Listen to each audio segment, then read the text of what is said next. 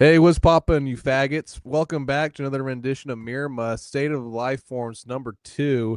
Dr. Chow and Dan are in the house today. We are here to discuss, dissect, and I would say just engage in conversation over the delinquent, subhuman, cockroach infestation, mogged out, fucked up individuals that we have covered for a long time and will continue to cover for everyone's benefit and for our community as a people, just to bring awareness to the situation of fucked up individuals that deserve no time of day except for us to give to you.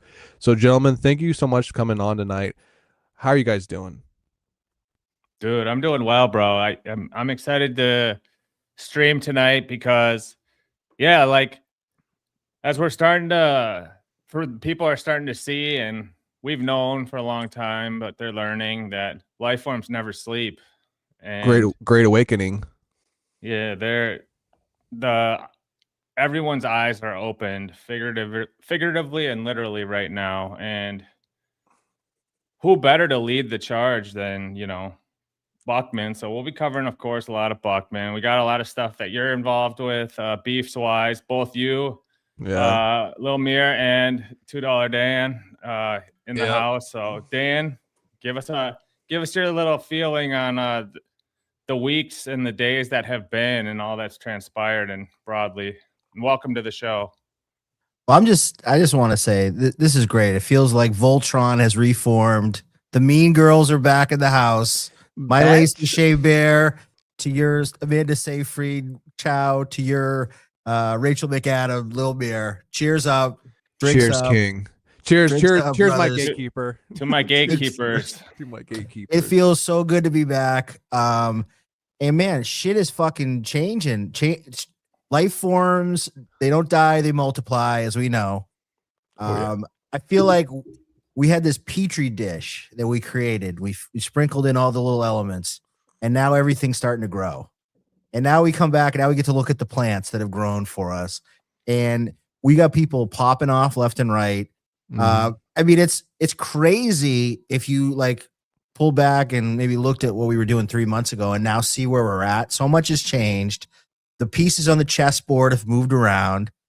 Some people are starting to get a little big on their britches. People are elevating, they're leveling up, so to speak.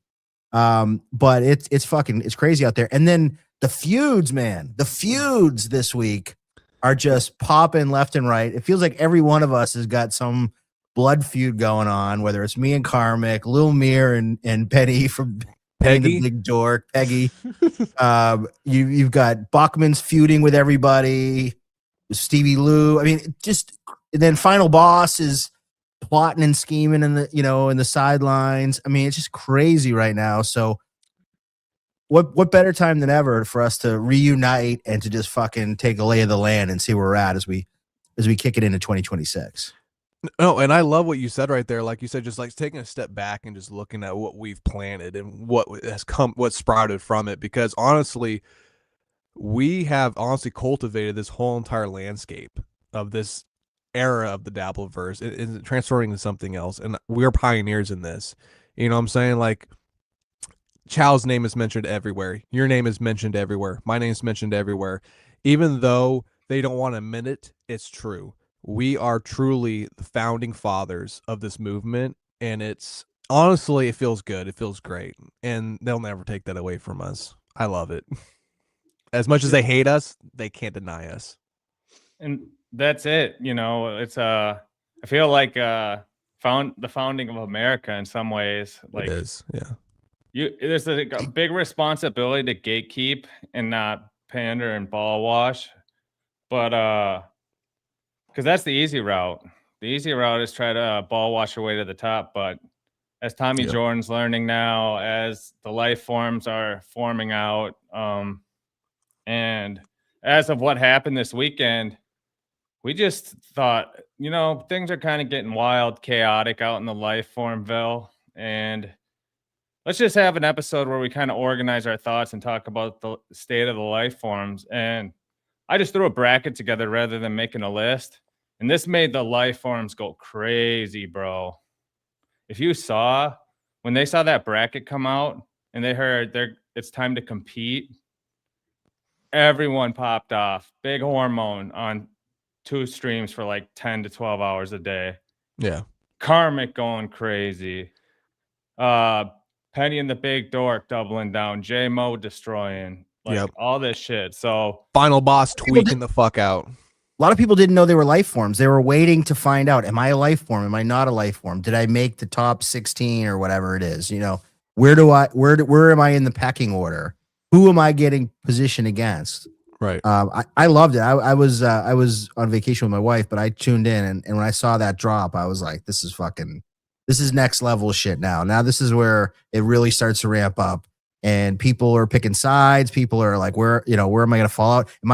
Am I better than other life forms? Like now we got life form on life form crime now. Like I got to be better than this other person because I don't want to look like, because to be a life form is one thing, but then to be like a low level life form, I mean, you're basically dropping off the 150 at that point if you can't even get out of the first round. Right. So there's big stuff going on. That's the thing. It actually is. There's levels lower than even before you can even make the bracket. And I even wanted to use tonight a little bit to catch up on all the happenings, but the competition hasn't started yet. So all this work they're doing, it counts like in the back of the mind, but we can still reseed. So this still counts. Because I thought of like a couple people who might deserve to be on the bracket, and we can debate if we want to drop off someone, but I just like it as a template right now for, just Penny and the Dork honestly are trying to really push the narrative that they belong on that bracket, which I applaud them for, and the way they're responding to certain criticisms, they might just deserve a spot of being a life form. So, the people, like you said, are trying to really just showcase that they belong on that fucking bracket, and who are we to deny them? Be careful what you wish for is all I gotta say, is because once you get in, you can't get out of this shit. I mean, once you become a life forms are for life. I mean, it's hard to drop off once you get on the radar. Mm-hmm. Okay, so that before we kick off, I think we need to maybe readjust that, because we did have Penny and the Big Dork, but we had him against Tommy Jordan round 1. Yeah, we don't want that. We'd rather have probably Penny and the Big Dork versus J-Mo. Yes, right? That's brilliant. Honestly, yeah. Put that fag. What's his name? God, what's OG? that fucking? Oh yeah, OG mumbling dick. Put him next to Flimsy. That's what I would do. Nick for me almost is like a drop off candidate. Like you almost hard. He's really not. I don't even think he's qualified almost at this point. He's below a life form. Like he's subterranean life form at this point. But that's just me. I mean, somebody's got to be the 16 seed or whatever you want to call him. So somebody's got to be the one that fucking Duke takes out in the first round. So it could be Nick as well as anybody. No, and totally. And a lot of this stuff goes because Nasty Neil hadn't been around for a minute or two, and then he popped up and popped off a couple 12-hour tired verse streams. So then he solidified himself. Same with Big Hormone. Same with NJ Ranger right now is with Flimsy. And, cortisol levels are fucking popping, aren't they? Left and right. They are. Yeah. They're getting mogged. We're gonna play some of them tonight because I watched the beginning of their show, and the first sentence of the show was Flimsy saying, "I'm tired." Of course. Like they played like a 5-minute video game comic book type like intro AI video for their like show, and then the first thing was just like him just saying, "Yeah, I'm tired tonight." And that Flimsy is like the prototypical tired verse guy. Verse. Like he could be the godfather of the tired verse. It's just like this big lumbering tri-state guy who's always a little out of energy, and it's like he's huffing and puffing. He just got off the MTA and he was rushing there to get to, guys, I'm kind of fucking tired. I'm just gonna sit down and have a water. Like that's Flimsy Greenberg for you. Tired verse to the max. But he's gonna be at the events. He'll get there, but he's gonna be fucking dozing off in the background because he's so fucking tired. Well, I might say like Flimsy might be like Biggie, and Big Dub is West Coast Pac. Like if he wanted to, like the two godfathers of tired verse, because Big Big Dub's tired game is next level. Yeah, and you he almost don't does want to take more. him off the pecking order because he's as tired as they come. Yeah, and like Nasty's tired verse, of course, but I don't know. He just doesn't bring the same like fatigue. I think. I mean, like who do you think's the most tired guy that you've seen on stream lately? Most tired guy I've seen on stream lately. Shit, man. If I had to pick somebody, maybe honestly, I would have to say maybe Chad Zumach. I think Chad's getting kind of tired of all this bullshit. Honestly, I think he's I like he shows, I would say, like he shows exuberance towards, you know, the main old guard, but when it comes to the new guard, he just has no time for it. He's just tired. He's very lazy with his takes. He's just like, oh, that guy sucks. That's it. And I'm like, okay. So I would have to say honestly, Chad Zumach when it comes to this shit. When it comes to the new guard, he has no time for it. He doesn't want to put time into it. He's very lazy. He wants other people to build his takes for him. So I'm gonna have to say Chad Zumach on that one. True, but when I think tired verse, I think of the essence of like being so tired and just sitting on stream where like Zumach, at least when he's by himself, it might be, you know, It's a snooze fest, bro. to watch, but he's Unimaginative, low effort, maybe, but he does have more energy, I think, in my personal opinion, than a Big Dub or Flimsy. Like Flimsy and Big Dub, the way you know that they're tired verse is they're like the second, they're like the Robin to somebody else's Batman. Like they're the second car.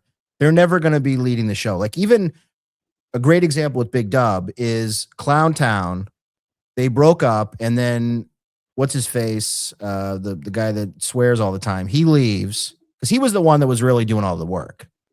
And then there's Big Dub, and then there's Povo, who Povo is tired verse, but he's like almost non-existent, so he's not even worth talking about. But Big Dub, you would think, okay, here's your chance to be the alpha. Here's your chance to like, okay, you are running this shit. You're gonna be in control.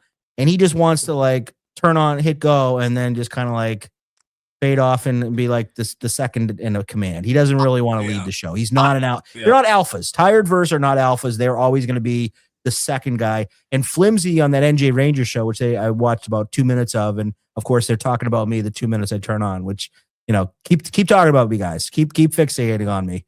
But Flimsy is just kind of like he's kind of like this. And NJ Ranger is 90% of the talk is NJ Ranger, and then Flimsy is just like, yeah, NJ, yeah, exactly, yeah, we fucking doing that, yeah. That's Flimsy Green. There you go. There's Flimsy Greenberg.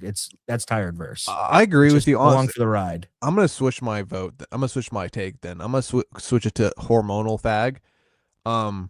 You're right on that because usually, Big W, because his show is just like he just mails it in because he allows 8 other people to fucking talk on the show, and he just sits there and just fucking just relaxes the whole entire fucking time. It's not a fucking show. That's why it's unwatchable. I mean, that's why I refuse to come on. He's invited me before. I refuse to go on that show. That show's absolute fucking garbage. So no, I'm gonna switch it to that. And did you see Hormone was on with Buckman this weekend? Of course he was. And Buckman's a fucking lazy fuck too, dude. He usually allows his guests just to talk like crazy. Yeah, so. Well, you know, he can't. Buckman is people are blowing me up in the DMs and like, dude, what the fuck? Like, you created this guy? It's like, no, bro, I didn't create Buckman. I just formed him. Like you just you nudged Buckman is what you did. Buckman created Buckman, but you kind of pushed him out into the ether and just said like, you're gonna want to keep an eye out for this fucker because there's something going on right here that's a little bit different. He's not your average duck, and he's proven it. I mean, credit to Buck. I can't hold it. I can't take it away from him. Buckman has taken the ball and run with it. I mean, I give him 10% of the credit. Yeah. I give Mir actually, because Mir did more of the corrective behavior building to build Buckman into a better man over the last 9 to 12 months secretly. Like what Mir told Buckman, and when it stung him so hard, what Mir would say to him actually helped. No, I'm kidding. Well, that among all the other shit, and you too, Dan. You guys helped build Buckman into what he is today. Love it, hate it, leave it, whatever you want to say about what Buckman's doing out there. You guys had a lot to do with it by forming it, and it's not, we didn't create it, we don't own it, but you know, we built it. So I don't like to that's talk all. too That's much all about we the can. kayfabe, but I you know, I'd be remiss if I didn't say, like, just between us gentlemen, I kind of put Buckman over. Like, I gave him the opportunity to have somebody that he could fucking play off of. Gave him, you know, like, that's what you need. Like, anybody that knows fucking wrestling, like, none of the stars in wrestling, you got to have somebody to put him over. And I put Buckman over, you know, for better or for worse. It was good for me too. It got me a little bit of pub, you know, and I liked going at it because he's very easy to go at. Now, the funny thing with the dab is, in any other world, we would be probably the heels. We would be the people that you would like. But in the ball washing, that's the dabble verse, everything is flipped on its head. We're the villains. The villains are the heroes, and the heroes are the villains. Eventually, people will come around and they'll figure out what's up and what's down. But right now, you've got, I mean, Tukey. It's like Vertigo, honestly. Yeah, Tukey this week is going on a show talking about somebody's kids. And everybody's like, good job, Tukey. You fucking owned them. It's just like, I would never do that. The moment you start talking about somebody's kids and their family, you lose. Like, you're not the good guy anymore. You're but in this world, they don't fucking care. As long as you're one of the guys that's deemed that the gatekeepers have decided, oh, this is the bad guy and this is the good guy. So you can do and say whatever you want against the bad guy. Buckman can talk about Lemmy's kids or whoever's kids. And oh, that's cool. But if you talk about Buckman's wife, oh my God, dude, what the fuck, dude? That's fucking too far, bro. Or his religion or whatever, or the Jews. He's like, oh, how dare you watch a mirror? It's like, dude, are you for real right now? You're talking about people's children and shit, dude. And Buckman, we all know Buckman isn't even a Jew anyway. He's stealing Jew valor. He's been doing that since day one. That's a fact. So, well, that's the thing with this matchup between them. I was thinking about it. And it's like, Flimsy doesn't really even have smoke with Buckman. So should they really even face off? Like, Buckman's already such, I don't know, maybe we should rearrange this, but yeah, Buckman is starting to get a big head. He's doing his thing about you know, mogging out on stream, which we'll watch Lou. Yeah. And all this shit, but what he doesn't know is we still have J Mo, you know, waiting for us as like our. There's by the way, I was gonna say, we have one of our candidates in the audience. What's up? What's up, fat boy? The Dabble Destroyer has joined us. You got some Doritos and Mountain Dew? Bob is here. Fucking faggot. This fucking fat fuck, dude. This fucking tweaked out fucking bitch, bro. Speaking of which, I know, boss. Why don't you fucking hit me up, bro? I'll send you the link. Come on and talk to the big dogs. He won't do that. You know what? Go ahead. No, I was gonna say, make your case for a candidacy in this bracket, because you have high expectations in the first round and in the whole tournament, and we see what you're trying to do, but keep sipping, Mir. I'm taking gentle swigs. Okay, sir. All right, so calm down. I have a question about the bracket, because I was not consulted on this, and I didn't ask to be consulted on this. I'm interested in one thing that popped out for me on these brackets before because I know we're going to do sort of a deep dive on some individual matchups here. What was your cutoff for like a life form or somebody that's a quasi life form, but maybe even like is too high up on the pecking scale? Like, I'll give an example, like a Mersh, for instance. To me, Mersh would be sort of a candidate for a life form, but maybe has too much of an audience to qualify, because life forms are sort of more kind of percolating still. Like, they're still kind of in that gestation period of, you know, what they're going to become. What was kind of your cutoff, Chow, in terms of was somebody like a Mersh why would he not qualify as a life form? Or would you even say he's not a life form? Would you say he's something totally different? No, I mean, I think like the guys like Mersh and Melton, they're just like, they've been main character fools for so long that, like, I just wanted to keep it more in this. Now, I know I had like Gino and Chad, but also a lot of it was just recency bias. I was trying to fill 16 names, and I went back and I got everyone we did shows on, like Buckman, Karmic, Final Boss, all the people we've been covering since OG days. And I tried to hit all the Panderverse and Tiredverse guys, and I was just trying to kind of fill it out. But a lot of this was just done based on, I knew the night before I had been beefing with, or I was on with Chad and he was beefing with Gino. So I was like, oh, I'll just throw these two guys in as a matchup for that. And by the way, not a criticism at all. Just more of just for my own Yeah. edification of where the cutoff is. And you're right. Those guys have already created they've ascended to having their own orbit. They've got Kiwi Farms pages. They are original fools. Red Bar has talked about these guys.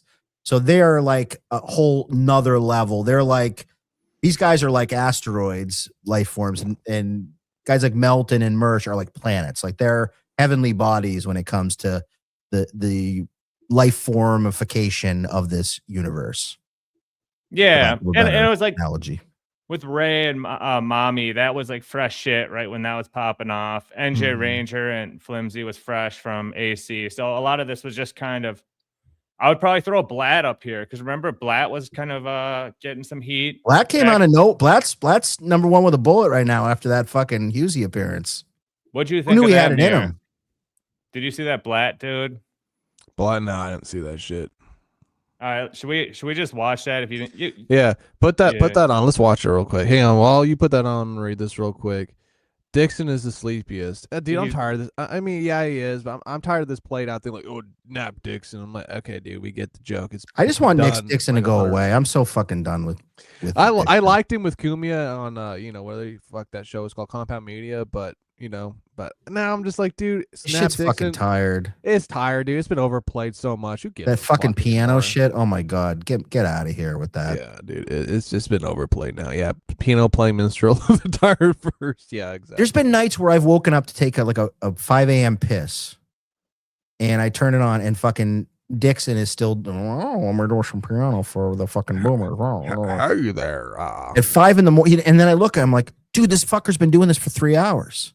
Damn, He just like that takes his meth fucking injection and stays up all night and plays shitty piano music for fucking boomers. It's like, man, come on. Time to get a job at the fucking Piggly Wiggly, bro. I mean, this shit ain't working. to get a job at Pizza Street, my boy. did Dirty Jersey Rat do that Stevie Lou one, or was that someone else? I thought everyone would have clipped that shit, right? Oh, when he went off on Buckman? Yeah. Did Pest do it? Pest had it for sure.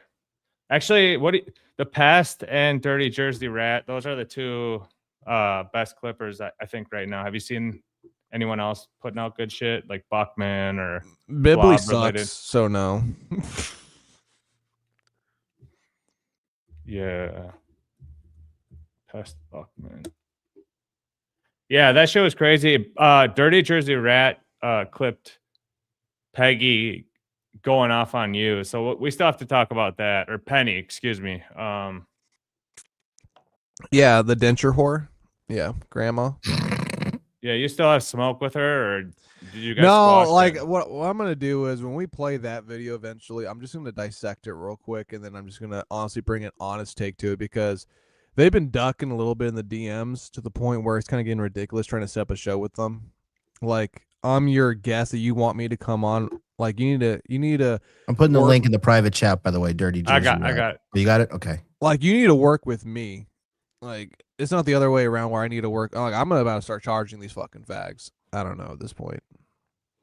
Well, she was talking a little shit today. I saw on Husey. Husey's quietly been putting together like a lot of good of these types of shows with kind of like that Clown Town style, where it's like just a bunch of people who talk shit to each other, basically. So Yeah. props to him. But Lou is an OG, and he's super into Buckman shit.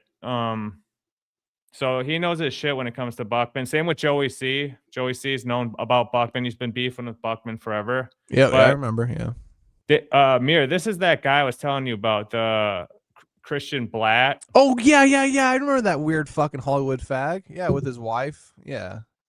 Yeah, so check this shit out because he starts going crazy too. Him and Buckman are doing 2-on-1 on Lou, and Lou's just battling, but he's mogging. Good man. And Good ginger. well, that's what I was saying to you before. Like all the best moggers in the dab right now are gingers, bro. Even the chicks, bro. Like Fuck Peggy, but yeah, go ahead. Penny's Kim Nicholson? ginger. Kim Nicholson's is a female mogger. Big Red, Karmic. You got J Mao, and The Stevie king. Lou. J-Mo, the fucking king. Yeah. Yeah, so that whole shit's like, and Buckman used to be a ginger too, or he still is, but he's just bald. But He's just old and burnt out. so it's all the like. I think it's genetic. All gingers just love either cortisol spiking or mogging on people. So No, it feels like we got a good little hate fest going on. Let me get in here. Let's go. Let's hate on Kevin Brennan, right? That's what we're doing tonight. Yeah. Do it. Listen, I'd be afraid of losing out on that gravy train too if my boss was messing with Shmuel Buckman. You're lucky Shmuel's addicted to heroin and is chilled out, because if he wanted to, he would Chris Benoit Kevin Brennan in 2 seconds, and I don't mean SM in the showers, which is sure I'd like to see that, to be honest. But let me just ask Christian. Was that English? How much money has Carl paid you in your years at this point? Years worth of going on to his show or doing shows with him. How much money has Carl ever paid you personally? I get a third of the super chats from the show that I do with No, you Eric don't. Zane. No, you don't. We split it. It's a 3-way split. I don't look for. I get paid as much as he's paying all of us right now. So Carl gets a cut without even being there on that show. You just have to kick up to Carl. That's So- a fucking lie. this has become like a big thing, is like who pays who and how much does everyone make and all that shit. So Buckman's really into that. If you've been catching any Buckman lately, Mir, he's obsessed with the business of all this shit. So Of course. um, Of course. we'll keep going. It's on his network. Sure. Yeah. I mean, So we you can kicked up to Carl without him even being there. So you don't even, he doesn't pay you. You're paying him to be. No, he pays me. Hold on. Yeah. What the? Holy shit. I don't think that's our Oh my line, God. Stevie. And you were just saying that I'm in a lesser position than you. No, I don't try to compare your standing in life. This is wild. This is I fucking just was wild wording, shit, would man. you I ever didn't know that. would I you didn't ever know that. criticize You have to kick KB? up Have you ever said Carl anything negative about Kevin to Brennan? go on his show. WATP's channel.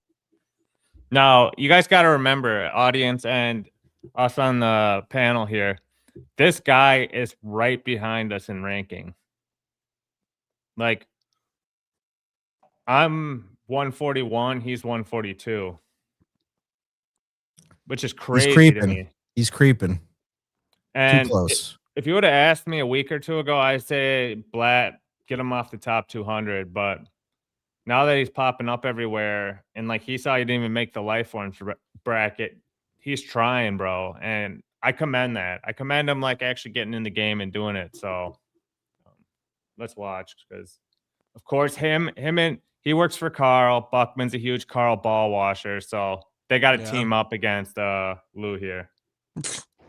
Wow. That's completely opposite of the situation that I have. Okay. So this is mind blowing. I'm actually. Say the same, you want to say the same thing 2 more times? Fine. When you're done. This is like, honestly, Disrespectful, this is like a, demeaning. Report, right? This fucking Spy fat report. white Spy dude. report. Christian Blatt and White Zane cuckery. have to kick Carl money. And what do you guys even make? You guys make like $20-30 super chats? So Carl's splitting up a fucking $30. Last week we Holy were on fuck. Rumble, so we actually broke the bank. We did I looked really at well. your. Kicking up to Carl is pretty They are allowed fucking to go tough. on other shows Yeah, for we could free go, yeah. without. They're not held hostage for $150. No, hold on. Hey, Grandpa, do you realize what I'm doing right now? You dumb fuck. Like how? Where are you? What And you're the the and Stevie, and you're about the only guy that's allowed to do it. Stevie, you got a very special relationship. This is where with Buckman Kevin. turns up the But game. anybody else goes on a free show. Hey, remember when you Hey, said people Keanu say went on mind- Stuttering. How Keanu went dare on you Stuttering hate John, on people and who Kevin I had a like? How dare Hey, you? shut the fuck up for a second. Steven? Remember when you said something about people who are mind readers and they think they know what's going on with other people's lives? Would you maybe look into the mirror for a second right the fuck now? Because I don't think you really know what the situation is between Kevin and I, since you don't know either of us. You have nothing to Well, do what's with the our show. situation then, But you Stevie? love to Tell try- me. You just implied that you've been getting paid by Kevin and everything is Wait a great, second, and now I'm not you're suck a dick! and now look, Not and now implying you're here it. on a Let's free be clear. show. Let's be Now clear. we've seen you on free shows, Hey, let and me you're the stop only you. one Let me that stop doesn't you. get yelled at. So Smil, obviously your relationship is Smil, you're not special. You gonna don't have to be a railroad me, mind Smil. reader to see Smil, that. I'm not gonna railroad. Hey, No, hey. I'm not railroad. I'm not You're $2 railroading, Dan, Smil. Stevie. Smil, I'm not $2 Dan. I $2 love dance. I love the gesture maxing from Buckman here. I'm not gonna cap. When you come up to a mogger like Stevie Lou, you're just gonna lose, dog. Like you better just shut the fuck up and just listen to the man. This is my thing. Like Buckman, even though he knows how to manipulate retarded incel low 70 IQ slaves, when it comes And to usually somebody- women. Yeah, usually it's women too, which is fucking disturbing. I'm not gonna lie. It's fucking fucked up. But when it comes to Stevie Lou, who's at least above 90 IQ, you can't do it, dog. You got to just shut the fuck up and try to do it another way. But he can't do that because Buckman himself is probably a lower IQ individual within himself. I mean, he was an AA, so he's already fucking retard. So just saying. Go ahead, Dan. You want to say something? Stevie Lou DM'd me this morning to thank me for exposing all of Buckman's little tricks. The turning up the gain, the ad hominems, the fallacious arguments, all the stuff that Buckman does. So Stevie went into this. So it looks like Stevie's like totally out of control. Stevie knows what he's doing. Like he had the right weapons to go against Buckman on this one. He knew what he was stepping into. No, and I love this. Everyone's all like, all these retarded, fucked up people are like, oh, Buckman, you know, this other cuck Hollywood faggot. Oh, Steve Lou's a tweaked out man because they're trying to present it as that. It's like, no, you guys are all fucking literally sheep. You're freaking lemmings. Buckman and this other guy are probably 90 to not even 90. I say they're probably around 80 to lower IQ. Stevie Lou is just rebutting them, and he's also going beyond. He's going over them. He's going beyond them and destroying their argument. And they're just yelling and saying crazy shit. Like, dude, I'm being honest with you guys here. These fucked up people will manipulate the retarded masses because they're sheep to their benefit. And it works. And it's fucking sad to see because honestly, Stevie Lou here is fucking cooking. And people don't notice it for the most part, which is fucking sad. Buckman has two moves.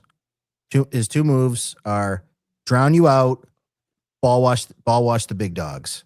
Those are his two moves. And that's Carl low can do IQ. no wrong. Low Tukey can do no wrong. Melton can do no wrong.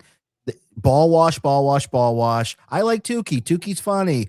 I like Carl. Carl's smart. Shuli does well.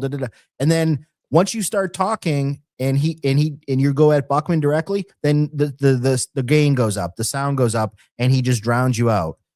Stevie Lou is screaming and Buckman is still drowning him out. That tells you that Buckman's fucking around with the audio. It's pretty obvious. No, like that's why I think Buckman's not super low. Like he's like low IQ, but not like ultra low. Like he knows that trick, and then he also he has a couple moves. It's the reverse move. So like if you say something like you're a ball washer, Buckman, and he's like, nope, you're a ball washer. Reverse psychology. Yeah, he just which is like he flips it. It's so funny. All this shit is basically like basic manipulation that you could use on like a retarded person, but like you and all of us would never fall for this shit, but these fucking retards in the chat and some of the retarded people they have as fucking co-hosts fall for it every fucking time. I don't get it, dude. How fucking stupid the majority of people are. It's nuts. Like, and then if he gets called out for doing some scummy act, then he always does the pivot like, well, Stuttering John did this or Kevin did that, so I can do whatever I want. Like Jesus. So he can like talk shit or do this or say all this shit. But if he flips that reverse Uno card on you, Buckman throws the reverse Uno. What about I'm not this? the ball washer. You're Kevin ball does washing. that. Stevie, you're ball washing. You're ball wash Kevin. And it's like, dude, what are we doing? Everything is just like, I know you are, but what am I? You know, it's fucking, elementary school fucking arguments. And thank Christ, Stevie is somewhat of an intelligent person, so he's able to just dissect that, take it in, and just throw it right back at him. And I love it. I love And it. that's how that Lou is a perfect example how there's levels, and this is a man who goes into a job prepared versus Buckman, who just pushes go live and, whoa, what do we got here? Oh, look, Mickey Goose is in the chat. He said gain. Doodles in the chat. Reverse Buckman. Final Boss is my newest minion. What? Final Boss made a song. Yeah, so Lou is on a different level. And sorry, I had to gesture Max a little there because it's like You got tons of aura though, Chow. So we could never question anything you do with your baxing. You birthed Buckman, bro. And that's the thing. Buckman is getting influenced now by having Blob around. He's becoming a mimic, just like a Big Hormone. You know, Big Hormone, like 90% of the time when he's talking, he's like doing an impression of Karmic or an impression of Brennan or an impression of something he's a super fan of. And that's all Big Dub does. He does impressions and then movie references. So that's like his two go-tos. If you combine them, it's 99.9% of everything he talks about is impressions or movie references. But I think the impressions is 90%. And Blob is the same way. He only does impressions. I'm the Dabble Destroyer. I'm the final boss. My final form. So Buckman's starting to get that infected in his mind. Like, oh, I'm going to become like a Jester Max, like maxing dude. Like, I want to be a funny man too, because these guys are funny. They say the same things the other guys that are funny say. So, and they repeat the catchphrases from all the shows. So I'll do it too. It's good, and it's not going to work for Buckman. So no. By the way, how annoying are some of the vernacular from some of these shows? Like if I hear exact chi one more time, I will fucking reach out and fucking smack a bitch. I'm so sick of some of this fucking cutesy little Tukey. I don't know if it's Tukey. I don't know where it came from, but it's so fucking gay and so obnoxious. And I have to fight. Sometimes I fight myself doing like the I digress thing because Karmic fucking made that a thing. So I have to fight myself. But some of this stuff, I mean, you know, calling another man your boss is so beta cucked. Yeah. Faggotry. NJ Ranger was like, he only talks in MLC references too. Yes. And he was doing that like, I did this and I used to too, but I still do, but I used to. It's something that like the one guy said once. Love you more than a friend. Look at big dork. There you go, right there. Love you more than a friend. Yeah, it's like it was funny the first 100 times I heard it. It's like if you start adopting that as your own vernacular, come up with your own. If you want to have your own vernacular and like cutesy little phrases, come up with your own. Don't copy the 45-year-old man that plays with puppets all day and wears a wrestling mask. Don't copy his shit. Come up with your own shit. Don't copy Kevin Brennan. I mean, NG Ranger. Oh my! And I know he's on your list. And I don't want to, because I always get criticized for going way into it on NG Ranger. NG Ranger to me is one of the most annoying fucking bootlicker pussies in this whole fucking world. He is the biggest suck up to the Brennan, anybody in the tri-state, all their little crew, anybody that he can meet in public, anyone that he can kind of be friends with.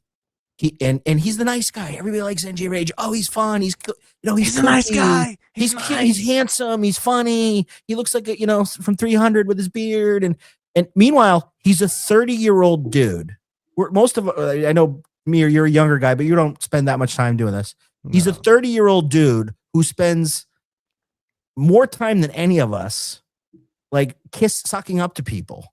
It's like, go out and get your fucking dick wet, bro. Like, what are you doing? Like, most they're of us all incels. They're incels. They're in. Oh my god! Like, where's your real life, dude? Like, you're handsome 30-year-old. Why are you spending every day sending 10 super chats to Kevin Brennan to suck up to him? Your daddy. It's like really fucking pathetic, dude. Really, really pathetic. I hope. Hang on. Oh, go ahead. Sorry. Go ahead. No. You go. Here's the thing about these people, and I've been contemplating this for a long time, and I've come to a conclusion, which is this. A lot of these people are probably around, like Dr. Chow, you're probably 120, 130 IQ. Dan, you're probably around 120, 125, 130 IQ. Thank You you. guys are pretty brilliant men. I'm not gonna lie. I'm probably Appreciate it. I'm a little bit dumber than you guys, but I say I'm like around 105 to 110 IQ. We're all Most- triple digits here. I think you're 108 folks. at least. Well, at least 108, yeah, like in the middle. But like, you guys are also older. You guys are cooking. But when it comes to most of these fucking degenerate scumbags, they're hitting around, I would say, 70 to lower than 70 IQ. And here's my thing. We, as a community and as a people, need to understand that if you're hitting around 170 and or lower IQ, you just need to be a fucking slave. You just need to be a fucking slave. You just need to work and work and work with no benefits whatsoever. No, I would say online presence, no voting rights, no nothing. You just need to be you need to be a fucking slave, build roads, clean our toilets, dig clear out ditches. crops. I mean, I don't even want you procreating because you're so fucking stupid. These people are so fucking degenerate that honestly, we need fucking slavery back. They need to at least be 70 IQ and or lower. Other than that, you're cooked. 70 IQ and lower, you're a fucking slave. Whips cracking on your back. I don't care what color you are. That's it.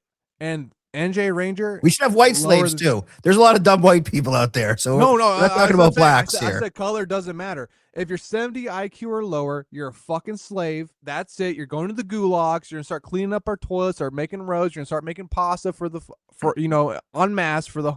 I mean, if you're homeless, I think we should execute you. That's just my joke though. But all I'm saying is this. At the end of the day, most of these people aren't high IQ people. They're fucking retards. And you can just tell how emotional they'll get. Like with Peggy. I feel sorry for her. She's low IQ. She should be a fucking slave. I'm just kidding. I'm not even kidding. I'm not pegging. You should be a fucking slave. You're a degenerate. You're a scumbag. You shouldn't even be having a mic in front of you. You're a fucking loser, degenerate, fucked up person. And I'm sorry that your fucking husband promotes it. Like, I know what he's doing. It's fucking crazy. NJ Ranger, you're such a fucking loser, dude, that you need to promote this and promote that and shit on Dan, and you can tell Dan's successful. Look at this guy. He's a king. And you hate him because he's a king. You hate Dr. Chow because he's a king. That's why you're so fucking angry. So you're low IQ. What you need to do is just put some shackles on your fucking wrists, get on your knees, and start cleaning some floors. Okay? You should go to Dan's house on your fucking knees and start cleaning his goddamn. I got some nice floors. wood floors that could use a little spit shine You here, a little fucking bitch. polish. NJ, if you're just saying, anyone sitting at IQ or lower, you're a fucking slave. Sorry. Guys. What about Blob? Because he's right on that cusp. I mean, Blob has the potential to be a higher IQ person, but he refuses because he's so fucking fat. And I dock him for points on that. If you allow yourself to get to the point where you're obese, then you're low IQ, and he deserves to be a slave too. So yeah, he's a fucking slave. He's a fucking goyim. So yeah. There you go, Blob. Sorry about that, bro, but he didn't make the cut. So, yeah, well, we got into Penny a little. We'll catch up on Penny, but I know there's something he's been popping up on shows, and Darren and Penny were on the show earlier talking shit about you, which we'll have to talk about. But I don't know if they're just clout chasing you or Me? what. Me? Yeah. What do you mean? They basically got booked on Husey after that shit. Yeah, off of the beef with you. So I don't even know what, like, I don't get the hype shit because I've been gone for like a month and a half or whatever have you, and I just came on like literally, and I just shat on her for a quick second. I didn't even know who the bitch was. And I know your name came out of her mouth like 3 or 4 times on Husey today. Yeah, that's IQ you have, because like you saw her pop up on the screen for like a millisecond, and you were just like, dude, boom, like that's what it is. You have excellent reaction time and recognition. No, so. I could tell she's busted, bro.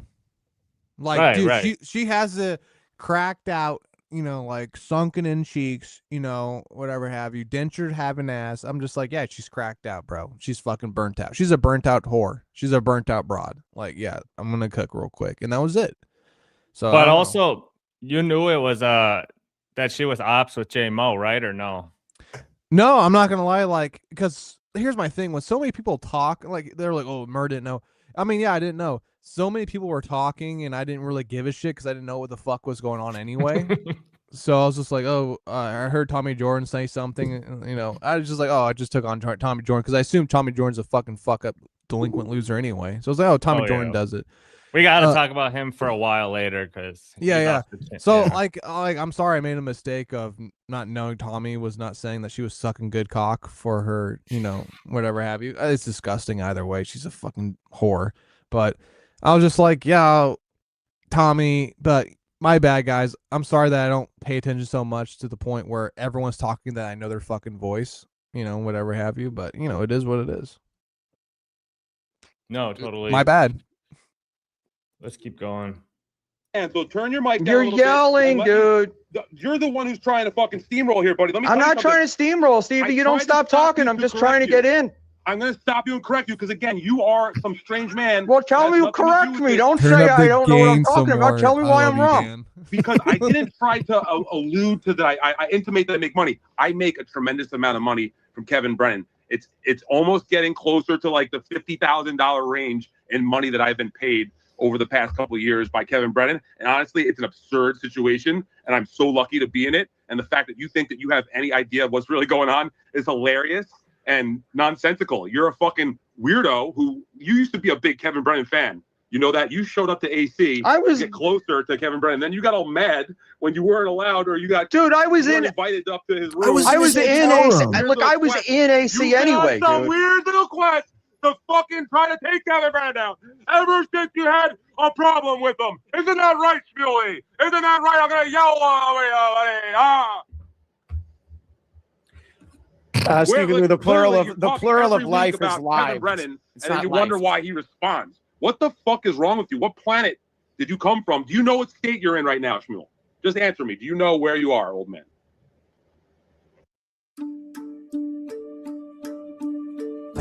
We gotta get you some fucking YouTube Premium, brother. Ad blockers. What's the point, Stevie?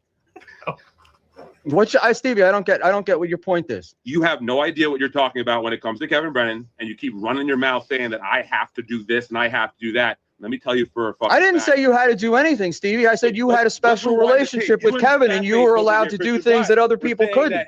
Is that incorrect? Kevin Brennan's people have to go and follow his rules. I'm here telling you that's not the case because I'm the person that you're talking about. You're the person observing. I'm the person living. Okay? The person living it has. Does Buckman think he's cool with the cigar? Like, what is that whole deal? It's really obnoxious. I don't know. I mean, that's Buckman's thing, I guess. I mean, it's a nitpick, but I mean, he thinks he's just the cat's meow with the cigar. Well, he said his chick left again for vacation again, and so when that happens, then he can smoke inside. On his wife takes a lot of 1 to 3 week vacations. Have you noticed that? She to Islanders, leaves him at home. We're I didn't want to bring it up with you because I knew he'd get all riled up, but no. So that's when he doesn't inside. have AIDS yet. No, he's fuck this. It's gonna get good because Joey C calls him out, and Joey C is 100% right. He was trying to get with Hampton from day one, bro. Like Buckman was chaperone Buckman. Remember that? Yeah, and I learned about Buckman. Fuck. Everything I knew about Hampton when she first went on MLC was because Buckman had been talking about Hampton for like a month before that, and I was like, "Who the fuck is he talking about?" And he's like, "You know what? Like, yeah, that type is like the best you can ever get. Like those crazy chicks." He was saying all this weird. He says, "I could get her." Right? Didn't he say that? Oh He's yeah. He's like, "Even I think at this point, even I could get her." And like, he was just being a gooner as always. But he's gooner maxing, bro. Buckman does goon out so hard. It's like his simp game is like bad too. I don't think it's ever working. Of course, it's bad. His simp game. He allows other third worlders to fuck his wife. Yeah, he's fucking bad out, bro. He's burnt out, dude. He's a burnt out fag, dude. I don't know. He loves those trans gals too. I don't know what it is. What? Man, He loves the trannies, dude. Buffalo Bill, motherfucker. Right? he commented on Ava's tits. He commented on MGD's ass. I bet he would. He's had Annie on his show a bunch of times and kind of flirted with her a little bit.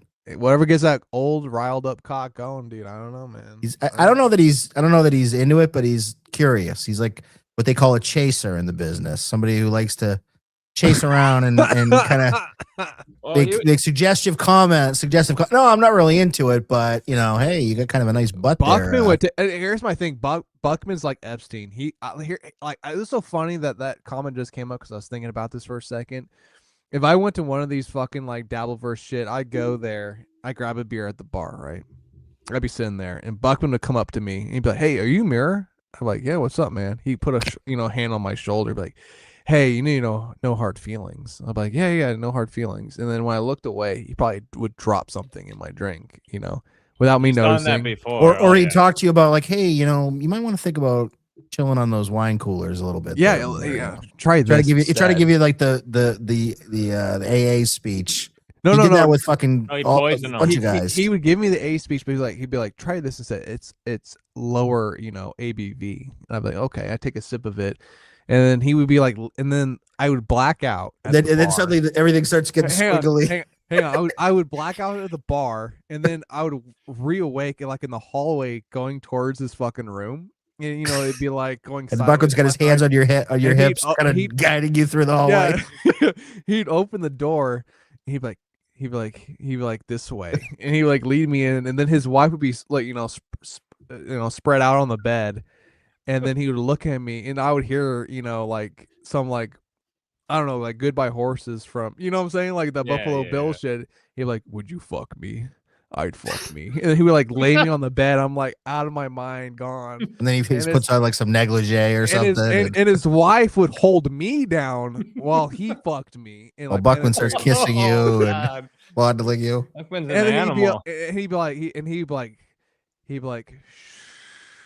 like, "Now you're part of the Buckman bunch," and I'd be like, "Yes," just like what he did to all the other faggots on his fucking. I sort of cries. This guy is. Now you know how the pineapple feels. Yeah, exactly. NG Ranger said he'd come up in a second. Hold on. And he opens the door, and NG Ranger walks in with all his other fucking faggot Buckman bunch, and they're like, "Let's take turns on the meerkat." Dude, it'd be nasty, bro. I'm just saying. That's the ritual to get into the DPG, bro. The Dabbleverse podcasting guild, his secret cult that he's running with like NJ Pander and Final Boss would be there in the corner just jerking his fucking, you know, his micro cock off. He'd be like, "Yeah, Buckman, is that how we do it?" I'd be like, oh. Nah, dude, he does that shit all the time, bro. It's like crazy. All right, go ahead. I had those hips, Buckman. Talking about it like a so none of the people have to follow those rules. So then what is it? It's all an act. Getting mad at Karmic for going on Stuttering John, getting mad at Ray for going on free shows, getting mad at Keanu for doing free shows when he's paying her. That's our imagination. Again, you are an observer, a fan, watching from the sideline, using your fucking mind reading. The same shit that you just said. Explain to me how I'm wrong, Stevie. It's pretty. Wrong, you fucking moron. Keanu has been. You're talking about morons. Go back and relist those people. Relist that people. I want you to use your examples again, and I want everyone at home to listen to the fucking maniac list of people that Shmuel is using for an example right now. This is the fucking craziest shit ever. He goes Ray DeVito, Ashley Cummings, Keanu. These are fucking morons that knew what they were getting into when they went on Kevin Brennan's show. Okay, just like you, when you try to get on to Kevin Brennan's show, you know what. When did I try to get on Kevin Brennan's show? Oh, please, fucking Shmuel. You would fucking suck Ava's dick to get on fucking Kevin Brennan's show. Kevin Brennan's show. The only time Kevin sent me the link to that show, I made him wait. Bro, that Ava chick pieced out, but that used to be Buckman's like go-to before Big Hormone and Panhandler got in the game. Remember, he would have Ava on 2 to 3 times a week, like for all summer, basically. So yes. And then that shit we never really covered it, but that shit blew up. Like she started coming in our chat being like, dude, I can't stand Buckman. We had Did her me on dirty. once. Yeah, we did. So she went like, and that's what we've learned over this time. People who are new to Buckman. Someone hit me up on X today. Mario movie star Fingernails. He's like an OG chatter. I've heard the name. And he said, where can I learn more about you guys' Buckman and Final Boss stuff? So I sent him a playlist of all the life forms. But yeah, we haven't really talked about the Ava and Buckman thing. But over time, we've seen this happen over and over again with Buckman, where he's like super tight with someone, and then all of a sudden they just like can't stand him because he does them dirty or betrays them, or they tell him something in confidence, and he says like he goes and tells everyone it. But yeah, key takeaway from Buckman Ava that tells you all you need to know about Buckman. Buckman is always comes off, I'm an ally, like I'm good with all the trans and all that. When Ava or whatever her name is, when she started kind of busting on Buckman a little bit, calling him an old man, saying he need to change his diapers or something. I don't know. She started busting his balls. You know what his threat or his retaliation back to her was? Would you he fuck said me? To her, well, sort of. He said, hey, Ava, I never held the trans thing against you before. But, and it was kind of like, wait a sec. So I thought that wasn't a big deal. But because she dared to call him old, now he was like, oh, he's always, so it wasn't like he was cool with her or him or whatever you want to call Ava. It was always a very sexual, like he always looked at her as a trans.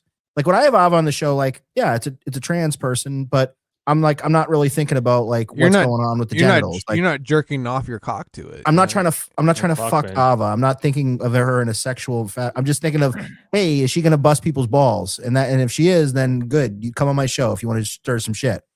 Buckman is always thinking about what your genitals look like and how big they are and whether he can suck and lick on them. That's what Buckman is always thinking about when he talks to you. He's thinking about your genitals. Oh god. And always he'll use it against you. If he feels like he's cornered, he'll call you out on your genitals. That's what Buckman does. No, and that's how Davinsky does that shit all the time too. By the way, there's some really funny shit with Ray that I don't think anyone's seen, but some more shit with this comedy shit this week. So if me and Zumach do a show, we'll cover it. Otherwise, I'll play it on here at some point. But Ray is the ultimate life form too, but he's just like from that. Ray's going off a cliff right now. He's not in a good place. Show me your genitals. Well, Buckman's like obsessed with genitals and shit. And same with Ray. He has even a stand-up joke about it. But Buckman, yeah, he's always trying to like what is he always doing that Ray's doing? Fuck, I lost my train of thought on that shit. But dude, Buckman, I almost just said the hard R, but I'm not gonna say it.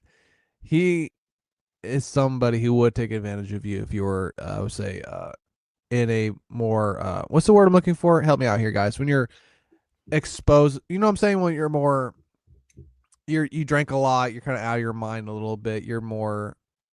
Help me out here. That's you're what I was gonna say. To Vulnerable. Vulnerable, yeah. And that's why he takes. I mean, look at his goons. They're all vulnerable faggots, incels. He takes the Buckman bunch. He's like Epstein. He takes over these vulnerable people and he uses them to, draft in and like curate other vulnerable people and like bring them into his fucking circle. And if you are unlucky enough to be at a bar in AC or wherever have you with him, putting his arm around your shoulder and then you start blacking out, you're cooked. Well, and that's the thing I was going to say, like Ray, they like save up like good deeds or things they did in their head for you to use against you later. Like Buckman says, I never brought up your trans thing. Like everyone it's emotional else abuse. It's emotional abuse. By the way, can you bring up Be Nice's comment? Because this is 100% correct. Nice's comment? And Rule does exactly the Ray move. He pretends to be clueless. Whenever he's caught on one of his fucking bullshit lies. Oh, I had a tech problem. Oh, I'm just. He even did it today on Husey when somebody called him out. He's like, oh, I'm dumb. Big Dork called him out, he's like, "You left me on read. You didn't respond to my DMs." He's like, and he was caught in a big time. He was doing full smugman. He was caught big timing Penny and the Big Dork. Elder And hexing. he actually blamed it. Guess who he blamed it on? He blamed it on Cookie. He's like, "Oh, I get distracted by Cookie and I forget to look at the." Fuck you, Buckman. You're doing 3 shows a day half the time.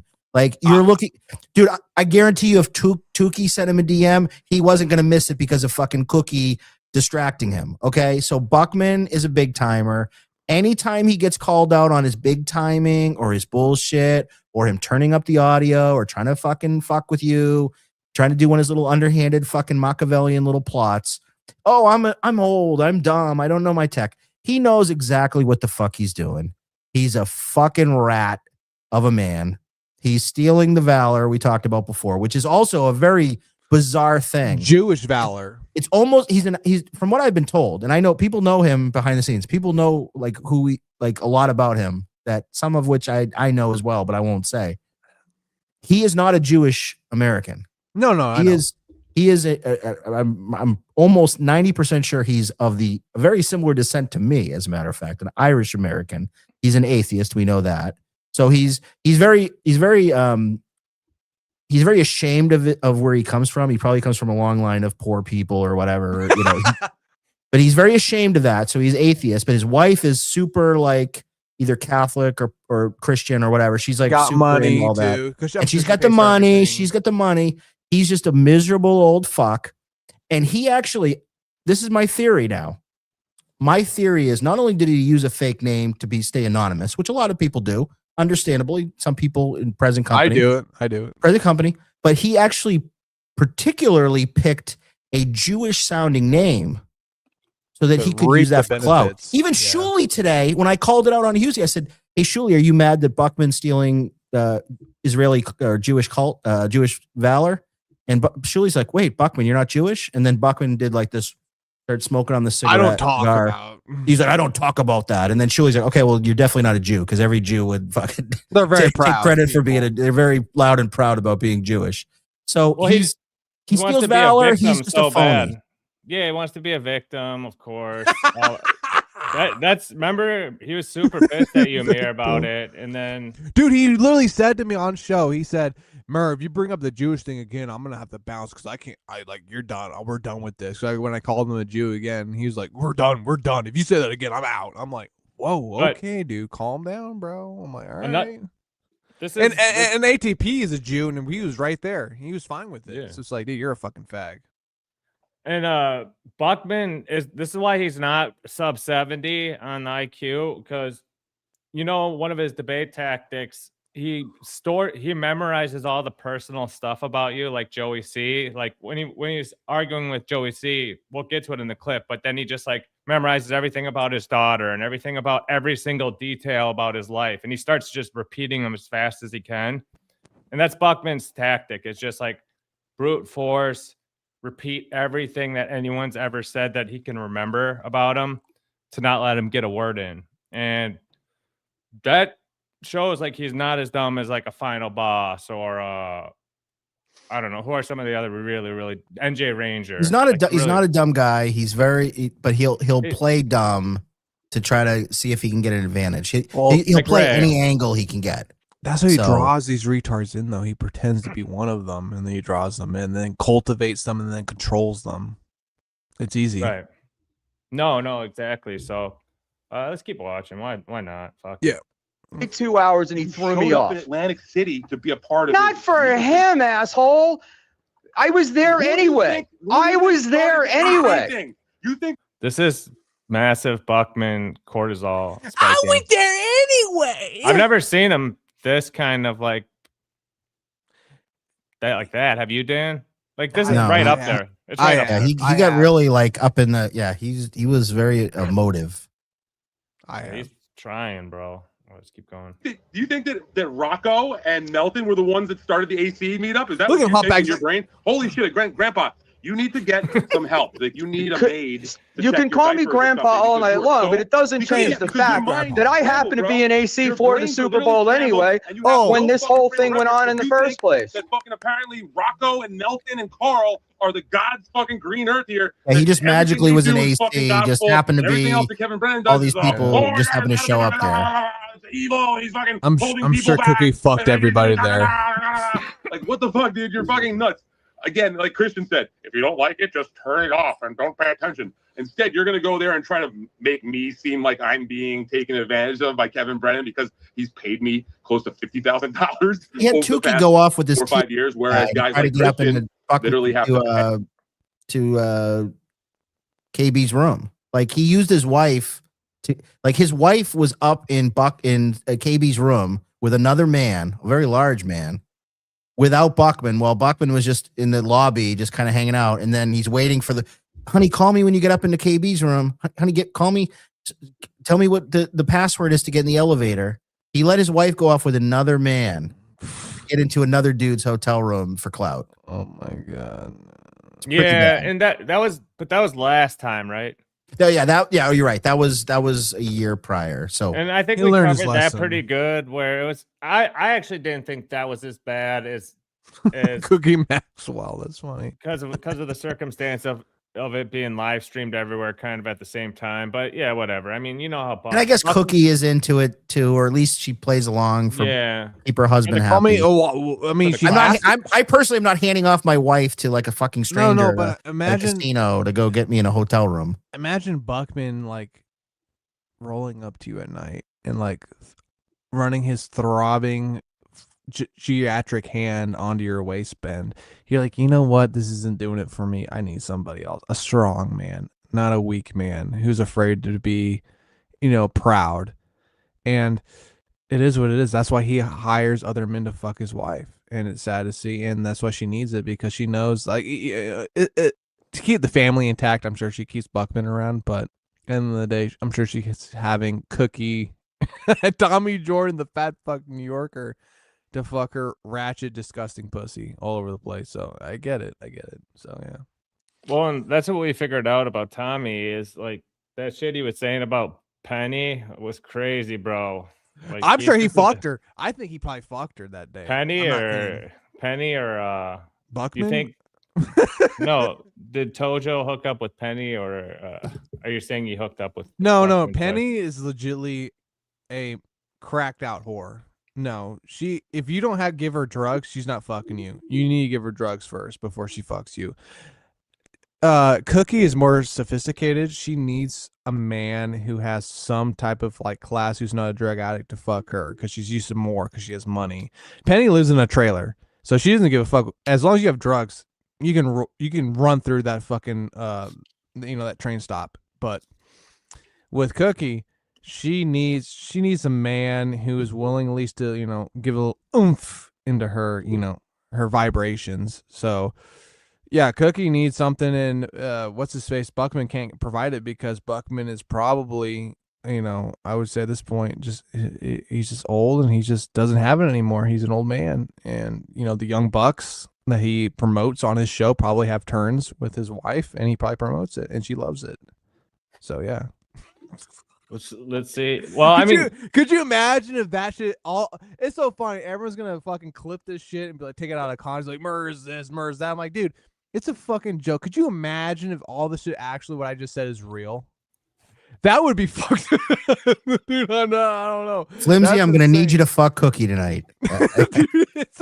I'm gonna need you to mount my wife. It's so crazy. These fucking low IQ faggots are like, Murs fucking nuts, dude. Look at this. And they're gonna clip it, and these fucking retards are gonna fucking respond, and they're like, how dare you say this about me? Peggy or Penny, what the fuck that whore name is gonna be fucking tweaking. I'm like, oh, dare you say that? I'm like, it's a fucking joke. Do you think this is actually real? Any of this, you fucking delinquent bitch? You're in the Matrix right now, and I'm just providing more Matrix for you. You don't even understand what's happening right now, sweetheart. So why don't you sit down and cook some more cookies? Go ahead, guys.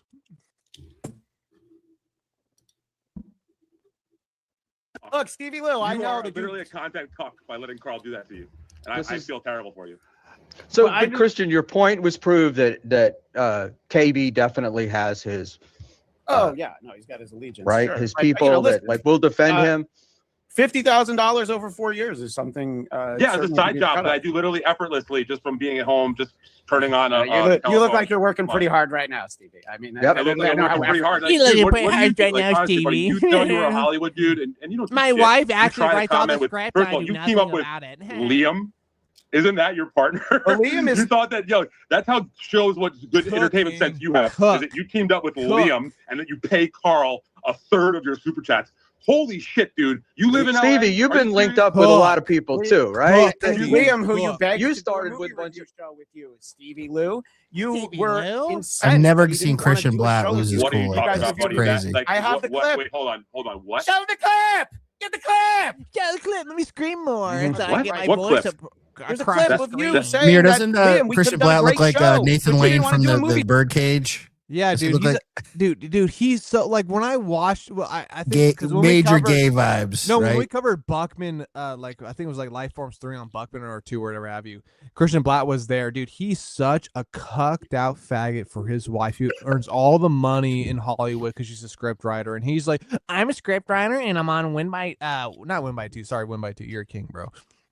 WATP, and like he has me on whenever he has nobody else to come on, but like yeah, like dude, you are truly like one of those guys, one of those faggots who would like have adopt a child and then you would turn them transgender and then abuse them and like exploit them to the masses. You're one of those fucked up individuals while your wife makes all the money. You're not a man. You are truly a fucked up scumbag, degenerate human being. And Stevie Lou's calling you out for being just a cuck. Not all that other shit, but just being a cuck. And you can't take it. And how you're I would say jester maxing proves our point.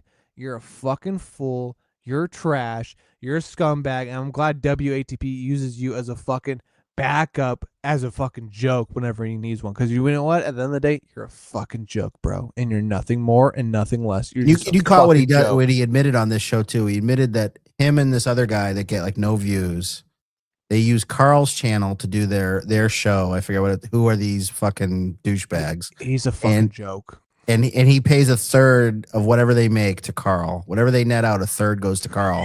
Carl doesn't have to do anything; just lets him use his channel. His big daddy, yeah, he's a fucking he's a faggot. Go ahead, yeah. And if you guys remember, Blatt was Buckman bunch, and we hypothesized the reason Blatt got a spot in the Buckman bunch early on was because of his closeness to Carl. Because 100%.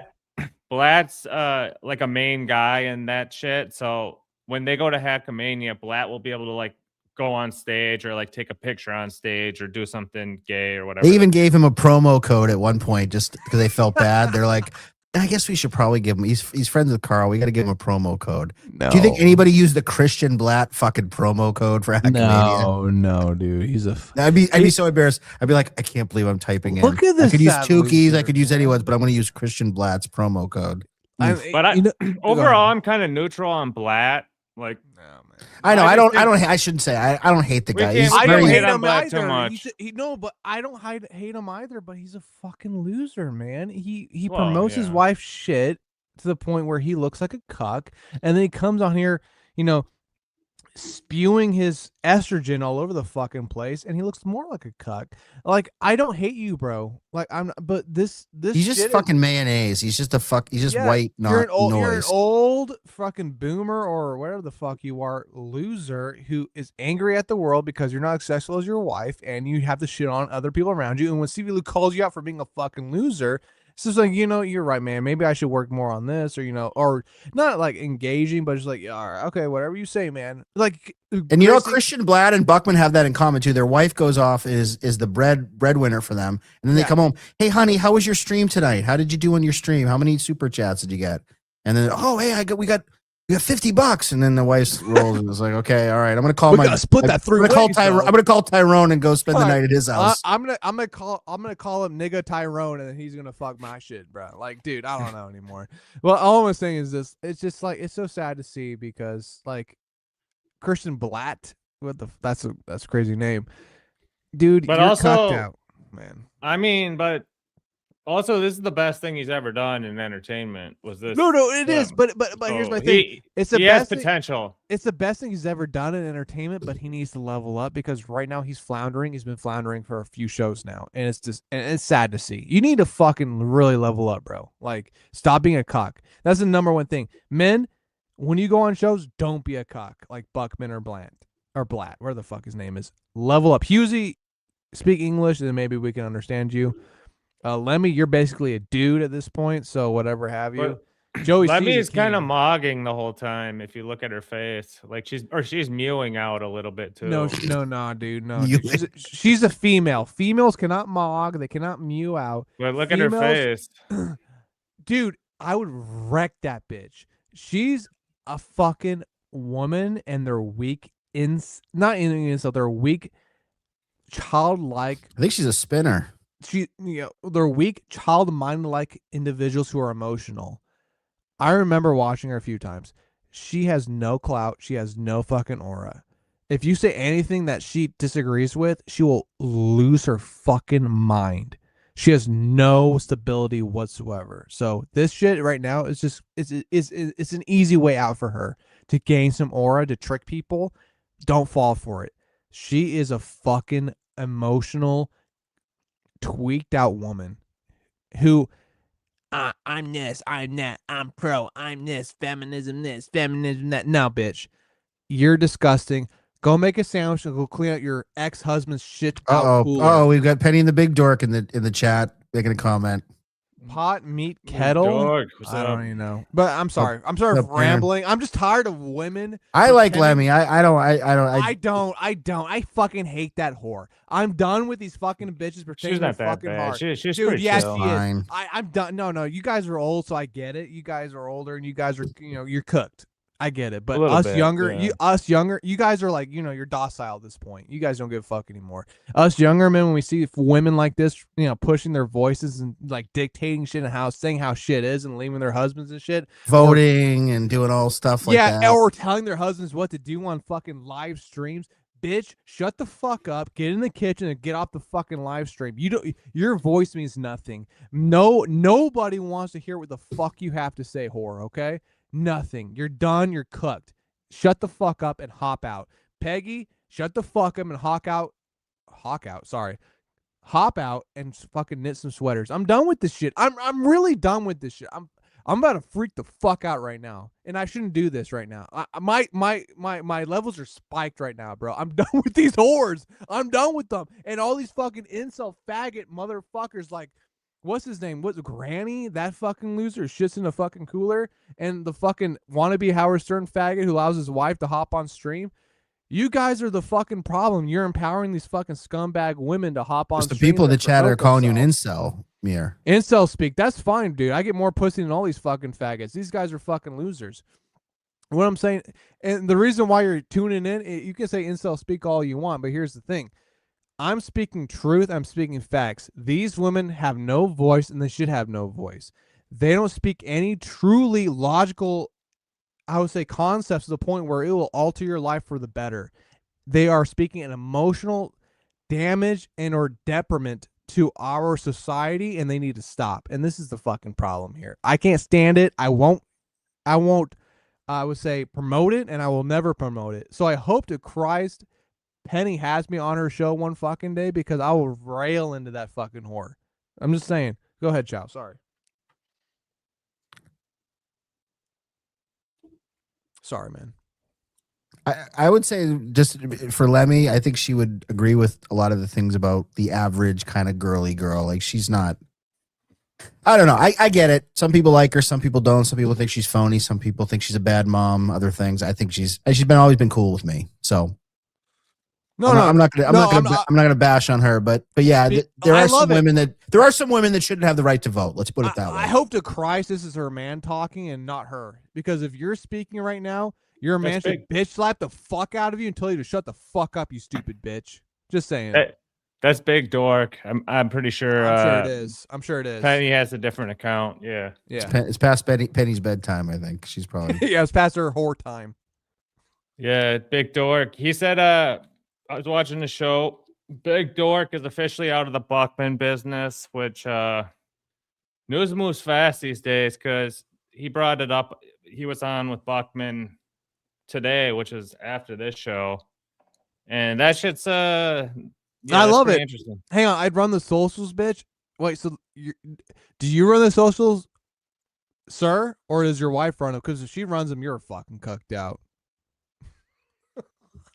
I can't, man, with these fucking people, bro. They're so fucked up people. Go ahead. I'm sorry, man. I see all this shit. I'm just like, these people are fucking crazy. I love it. Go ahead. Now I got a question. We broke up, bitch. We broke up NJ Ranger and Flimsy as two separate people in the bracket, and I think they're both deserving. Hang on, 1 second. Sorry. Skull Chow. Yeah, it's the female running the show. Sorry, this is Peggy talking. Yeah. No. It's that's Big Dork talking. Penny. Then he's a faggot too. Then he's a fucking. Yeah. He talks like a woman too. Then you're a faggot too, bro. Go ahead. Sorry. Go ahead. I'm done now. Go ahead. Yeah. Well, when you go on that show, I think it'll be interesting to see like what their intellectual, their dynamic is, how she. Oh, go ahead. I'm so sorry. I'm so sorry to interrupt you guys so much. Like, I'm not kidding. I don't want you to give away what you're gonna. No, I'm not gonna give away anything. I'm done. Go ahead. Yeah, because I want to see what their strategy is with you, because I don't know if they're gonna be able to, like, out mental you in that Reel game. me in. Yeah, so as we'll a see how young that buck. goes. But that's your smoke. I mean, Darren's I kind of respect some of the shit that he's been putting out there as far as like some of his analysis in the game. And yeah, like he knows all Buckman's tricks. He's kind of like Lou. He's astute. Like, at least I'll give him credit. When we speak, he listens. I know, like, You better listen.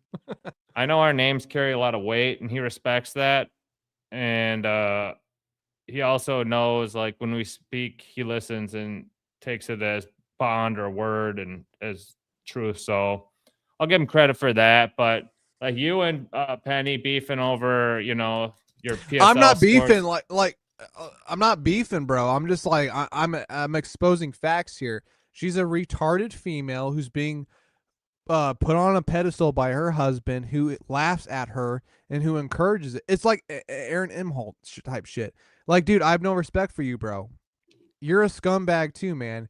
You try to play off like you're some fucking holier person of thou or whatever have you, or like, oh, you're trying to really hurt. No, you're not.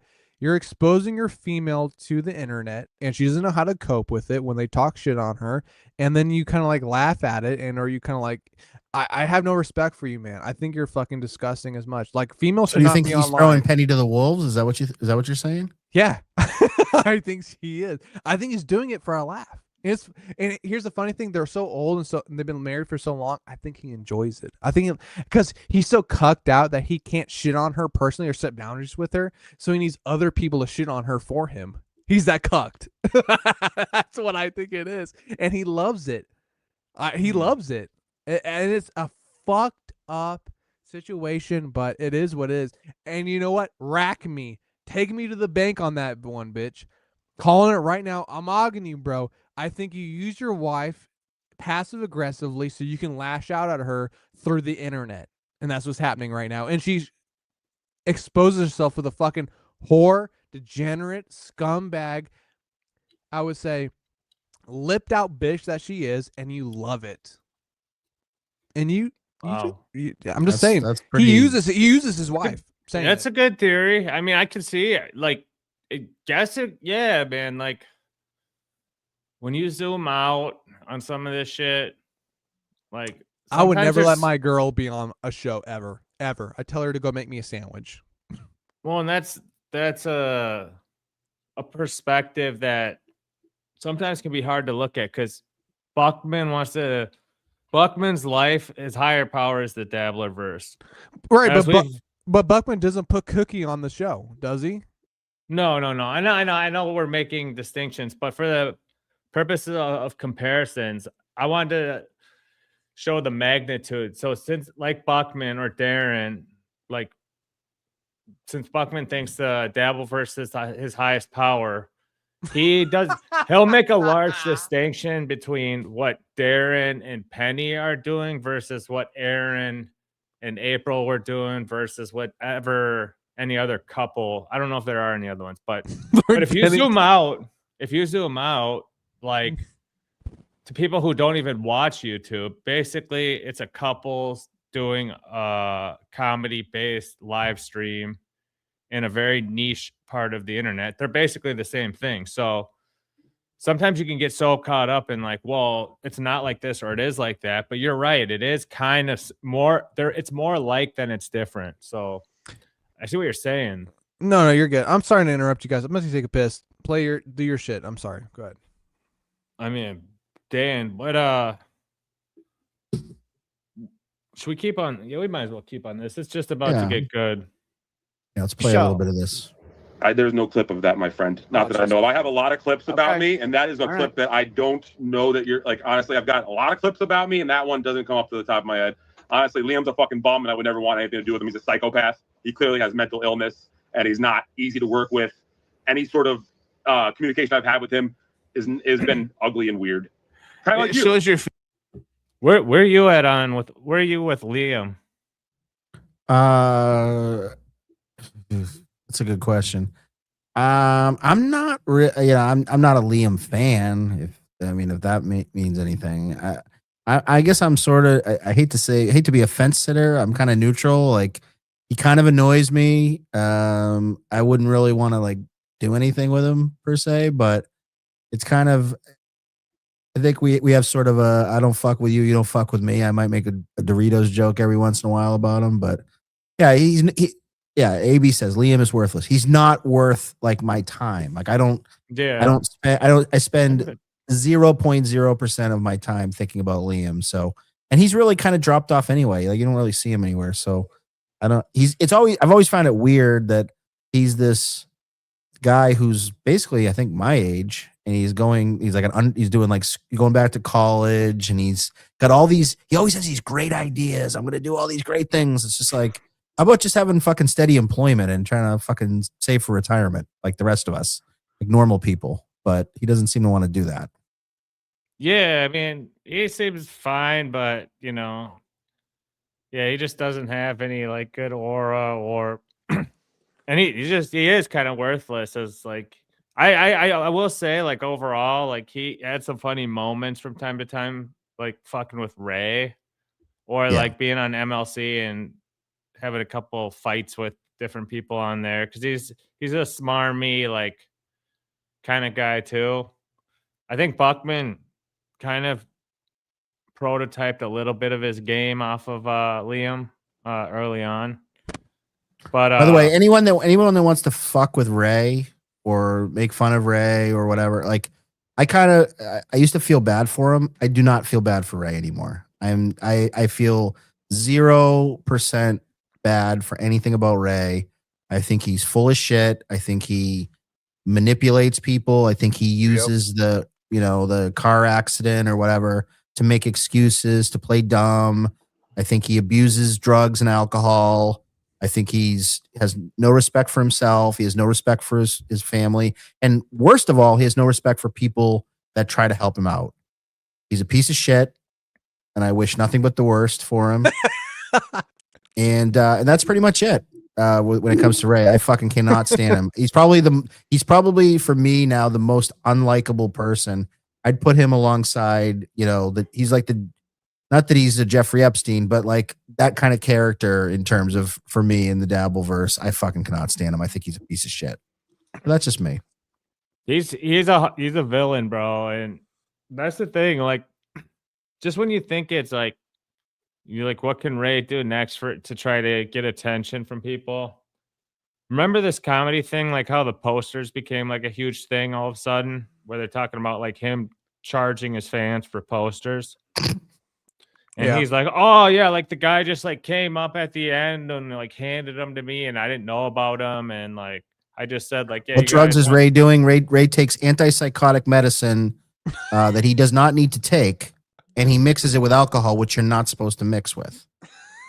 Right? Am I right on that, Chow? Is it something like that? Yeah. All that type of shit. Yeah. He's like prescription medicine. He said, oh, I need it. No, you don't need it. Get off it. You don't need it. And if you're going to do it, then don't drink. You stupid fucking son of a bitch. He's just he's awful. Right, what I'm gonna say is he was getting pressed about the posters and how dare he sell them, and he did this whole "I'm playing dumb" thing.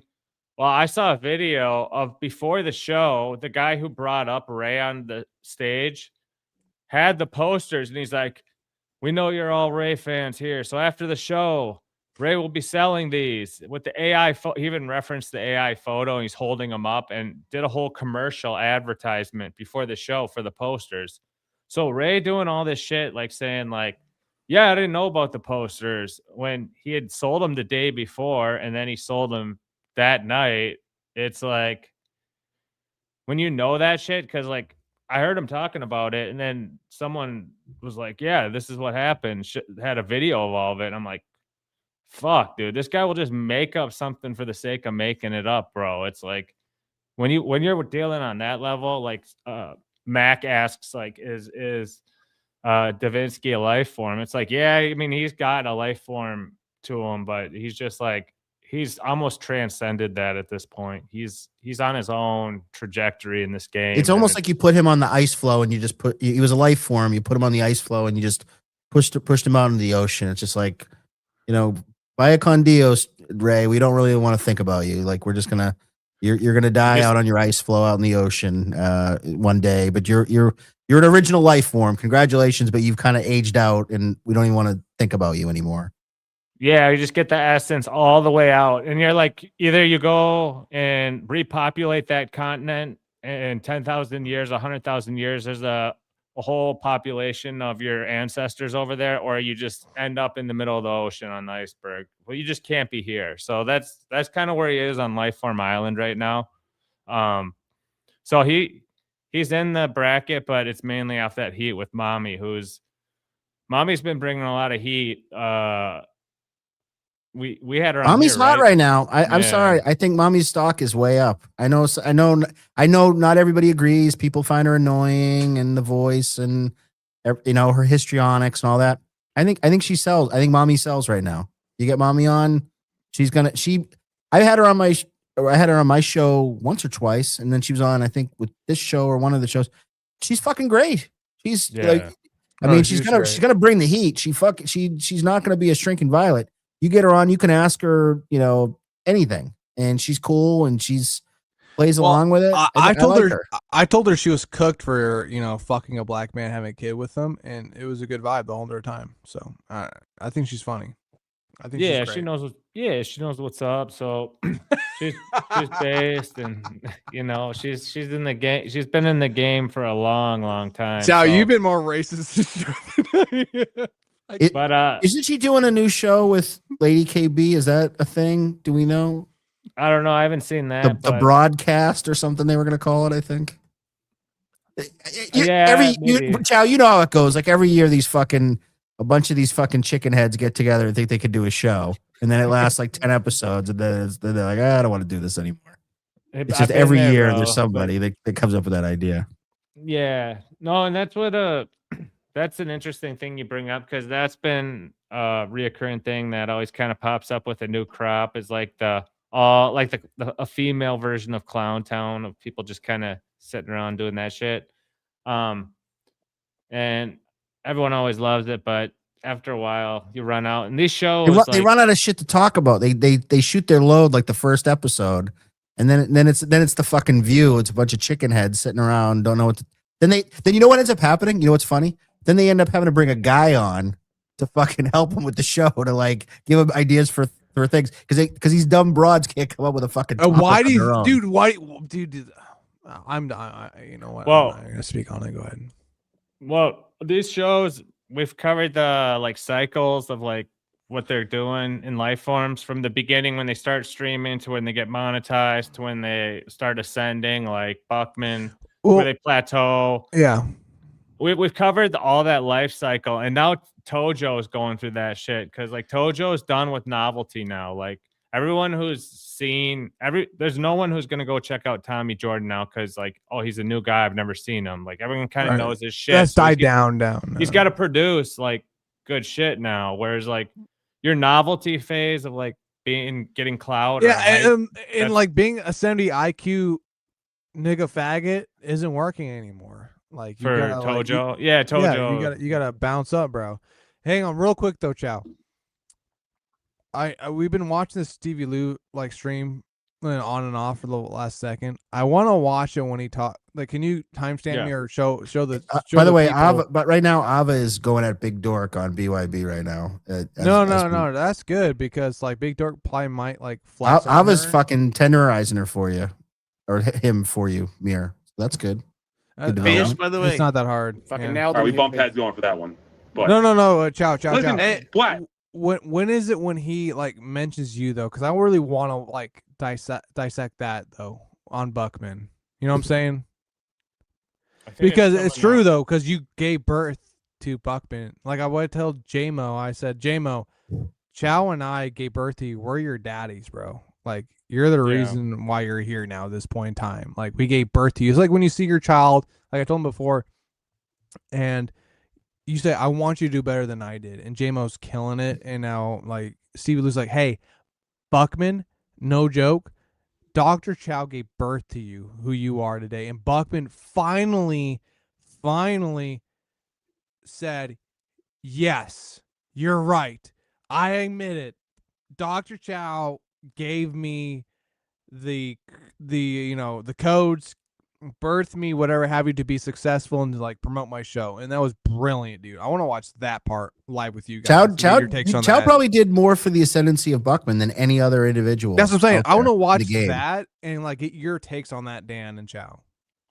I think we all kind of had a big part in it, but I was early on Buckman and I saw the vision. I picked him out as a prospect from his like back during you groomed Buckman from the get-go. You picked him out of a lineup and you got it started. I mean, you really you saw something that other people didn't see in Buckman. I'm like the guy who discovered Cal Ripken, you know, in 9th grade or whatever, like before he hit the big leagues. I saw Buckman pop up in the game like on Ray, and I was like, dude, this guy is like exactly what you told Zumwalk. You told Zumwalk, you're like, Zumwalk, this guy is gonna be something one day. And they debated eventually after Zumwalk said, who's this loser? And that was something that Buckman thinks he set up with all Chad. It was all you. Yeah, bro. yeah, exactly. Because Buckman reached out to Chad about it, and like Chad was DMing with him back and forth for weeks, and Buckman was doing all this dumb negotiation DM shit that he does. But really, the idea was planted by me to Zumwalk. I was like, dude, you got to debate Buckman. You got to do it. You got to do it. You got to do it. So he started bringing it up, and that's kind of how it got kicked off. But yeah, not to you know, take credit for a lot of Buckman's success in life, but I would say I'm a big part of it. So let's hear him finally admit it. Hey, Shmuel. But he's been responding for 2 years, Stevie. What? He's been responding for 2 years. Yeah, those two have been going back and forth, you dumbass. Do you not see the two sides of things? Why are you? I watch Melton all the time. I rarely see him talking about Kevin. I see Kevin talking about him every day. Yeah, okay. All right, Shmuel. Live in your reality then, bro. You're just completely so fucking lost, and you have your team. Am I? That you want. I mean, Stevie, am I? I mean, obviously, we both are on different sides. You're Melton dick live on air right now because you're sucking Kevin's harder than anybody I've ever seen. How? I'm going against. Which one is it? Am I sucking his dick or am I going against his wishes by coming on here? You dumb fuck. Which one is it, buddy? I didn't say you were going against his wishes. I said you had a special. I wasn't talking about you, Stevie. I said you had a special relationship that allowed you to do this because you're Kevin's pit bull. This is why you get sent out to do these things. You're out of your fucking mind, and I'm not going to let you call me grandpa one more time. And I'll leave the stream. No, buddy, listen. I'm going to take you to task and let you know that you're a dumb fuck and you have no fucking idea what's actually going on out here, and you're just so into your teams. That's all you think. Ooh, the you teams. Called out the teams. Brennan, man, I'm doing my own thing, and Kevin Brennan pays me well to do it. What's your own show that you have that you host? Promote your show. Promote your show that you do that you host. Where's your show? Talk about it. Where's your show? See, Kristen, I'm not a fucking moron like you who doesn't have the ability to have a show and still does it. Okay, that's the difference between me and you. I'm smart enough to know, unlike you. You're too dumb that you don't realize. I thought that the difference between me and you was the fact that you came on this show and nobody fucking talked the whole time you were here because you don't shut the fuck up even once. Just like Look your at boy Brad being KB. emotional No as one fuck. has talked. See, Look at him. I love it. Watch. Look at he's watch- fucking red as a fucking tomato. I know. Look at this Hollywood cucked out emotional faggot scream because he has no way to be a man in life. That's how his female reacts to things, so he reacts accordingly, like a fucking good little duck. Fucking fag. They're loving it. Buckman's Buckmaning so hard. Cortisol voice Cortisol's going hard right now. And through the roof. Joey C is just can't be bothered. He's just chilled out. Like I love it. fuck Joe. Yeah, this. Joey C's like Joey he's C been chilled is the whole like time. Joey C. I don't know what's got into him, but he's just like he's like I'll wait my turn because Joey C got some fucking punches in on before this show was over too. He's just like I'm gonna lay back in the cut. I'm Joey C. Let these fucking pussy men Retards. fight these idiots fight it out, and then I'm gonna come. Then when the real men are ready to fucking throw down, I'll throw my hat in the ring. And I love it how the female is quiet the whole time. That's the best part. Yeah. You have to respect that. No, that's what I'm saying. She's amazing. subservient. You should like that, Mir. She knows her place. She's like, I am. Sit here and look. I love it. She's nice shutting with my the little fuck up. I braids. wish she wasn't on stream, but you know, it is what it is. If she has to be on stream, at least she's shutting the fuck up. I love it. Yeah, it was pretty dope. But Joey C, Joey C is such an OG that yeah, I think early on he used to cortisol a little, and then the way he came in, to like when he was sending dick pics to like Shuli and all that shit. Remember that shit, Mir? Like years and years ago, Joey C. What? Joey C was doing a bunch of buffoonery like early on. Oh, Now, he was being an incel. Yeah, I remember. he was just being like he was doing a lot of outrageous shit early on. Joey Never, C. hang on, real quick. For all the men in the chat, never play another man's saved game. Just which wise yeah, words, my friend. Joey's antics back in the day were legendary, but this new Joey, it's a presidential candidate. So he's locked into that mindset of like he's getting aura from all that shit, being like people wanted to talk to him because he's running for president and having to think about other people and being like all of that, like occupying his time instead of just fighting with people in the Dabbleverse. That's why he just destroys Buckman so easily. Like he can just I wait. have a question. Yeah. Sorry to interrupt. I mean, this is for both you guys. Of any of these 6 people on the screen right now, yeah, who would you most want to have a beer or wine or a drink? Who would you or you know, Chow? I know you're drink. Probably honestly, Josie. Who would you most want to just shoot the shit with? Josie, 100%. Chow? To be honest. Probably Joey. I streamed with Joey by far the most, and then Lou second most, and I guess Husey and Buckman are about the same each, and Lemmy. I like Lemmy. I like Husey, but 100%. I'd want to have a beer with Joey. Who's the least person you want to have a beer with? In my opinion, it'd probably be that top red. Christian Blatt. It's Christian Blatt. Christian Blatt, far. in my opinion. Even Buckman at least would be interesting. Like you might get. No, Christian Blatt seems like I would say something funny. Like I would say like that hard R or something like that. He'd be or say faggot, and he'd be like, "Oh, you can't say that. What do you do?" Dude, he would just lose his mind. I can't with that guy. That guy is actually a Hollywood cuck. I'm not doing it. No way. Being honest. No, everyone on this panel's been on this show multiple times except for Christian Blatt, yeah. And maybe Lemmy's only been on once. She's been on once, yeah. Yeah. So Buckman wants a beer with Lemmy to roofie her. I mean, after he's roofied me and taking me to his room, then Lemmy's next. Put his hands on your hips, beer, and guide me through the hallway.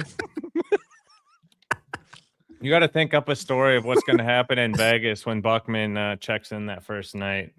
Well, Penny already has it built in. She's already talking about like she's like, yeah, I can't wait for him to meet me in person. Like we're having face to face. Like, dude, we have to. You think Cookie shit, and dude. Penny are gonna do a little switcheroony? Wait, before we end the show, dude, we gotta touch on the Penny shit. But let's do this real quick, and we gotta touch on Penny. And I got dip. Let's see. I think it's right here where he starts. Guiding Merce. But you built me up, Stevie. I didn't say that. I part one.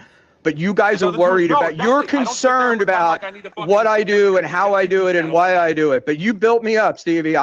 I didn't say that. I did not just say that. Buddy. I did agree. Not just say that. Look, you're putting words in my mouth. I agree. Pal. You're putting words. I did not build you up. I did not build you up. Dr. Chow did. Fuck yeah, I did, no, bitch. Chow. Without Chow, I wouldn't be up. Yeah, Dr. Chow made you who you. Just saying. And like I said, I did help build. I didn't create him, but I helped build him up. I helped form him into the life form he is now. So I don't need any credit. I don't need you to like this video.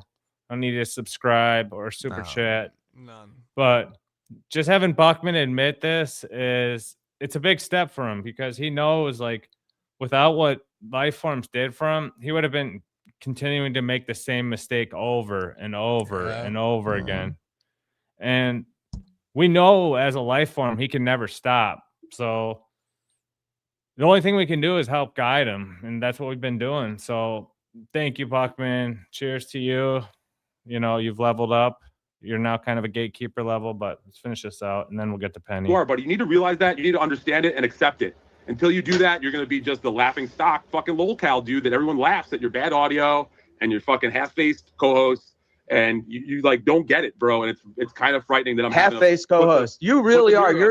You're the insult guy, man. Oh, I can't take it. You can't take a joke, buddy. You can't make jokes here anymore. What the fuck happened to humor? No, Stevie, we're weekly happy to make jokes, but that really doesn't hit. You know? You think Pan Adler's gonna go cry now that I said that? You fucking dumbass. All right, let's Jesus get off Christ, this. man. You guys are like little cry bullies. No,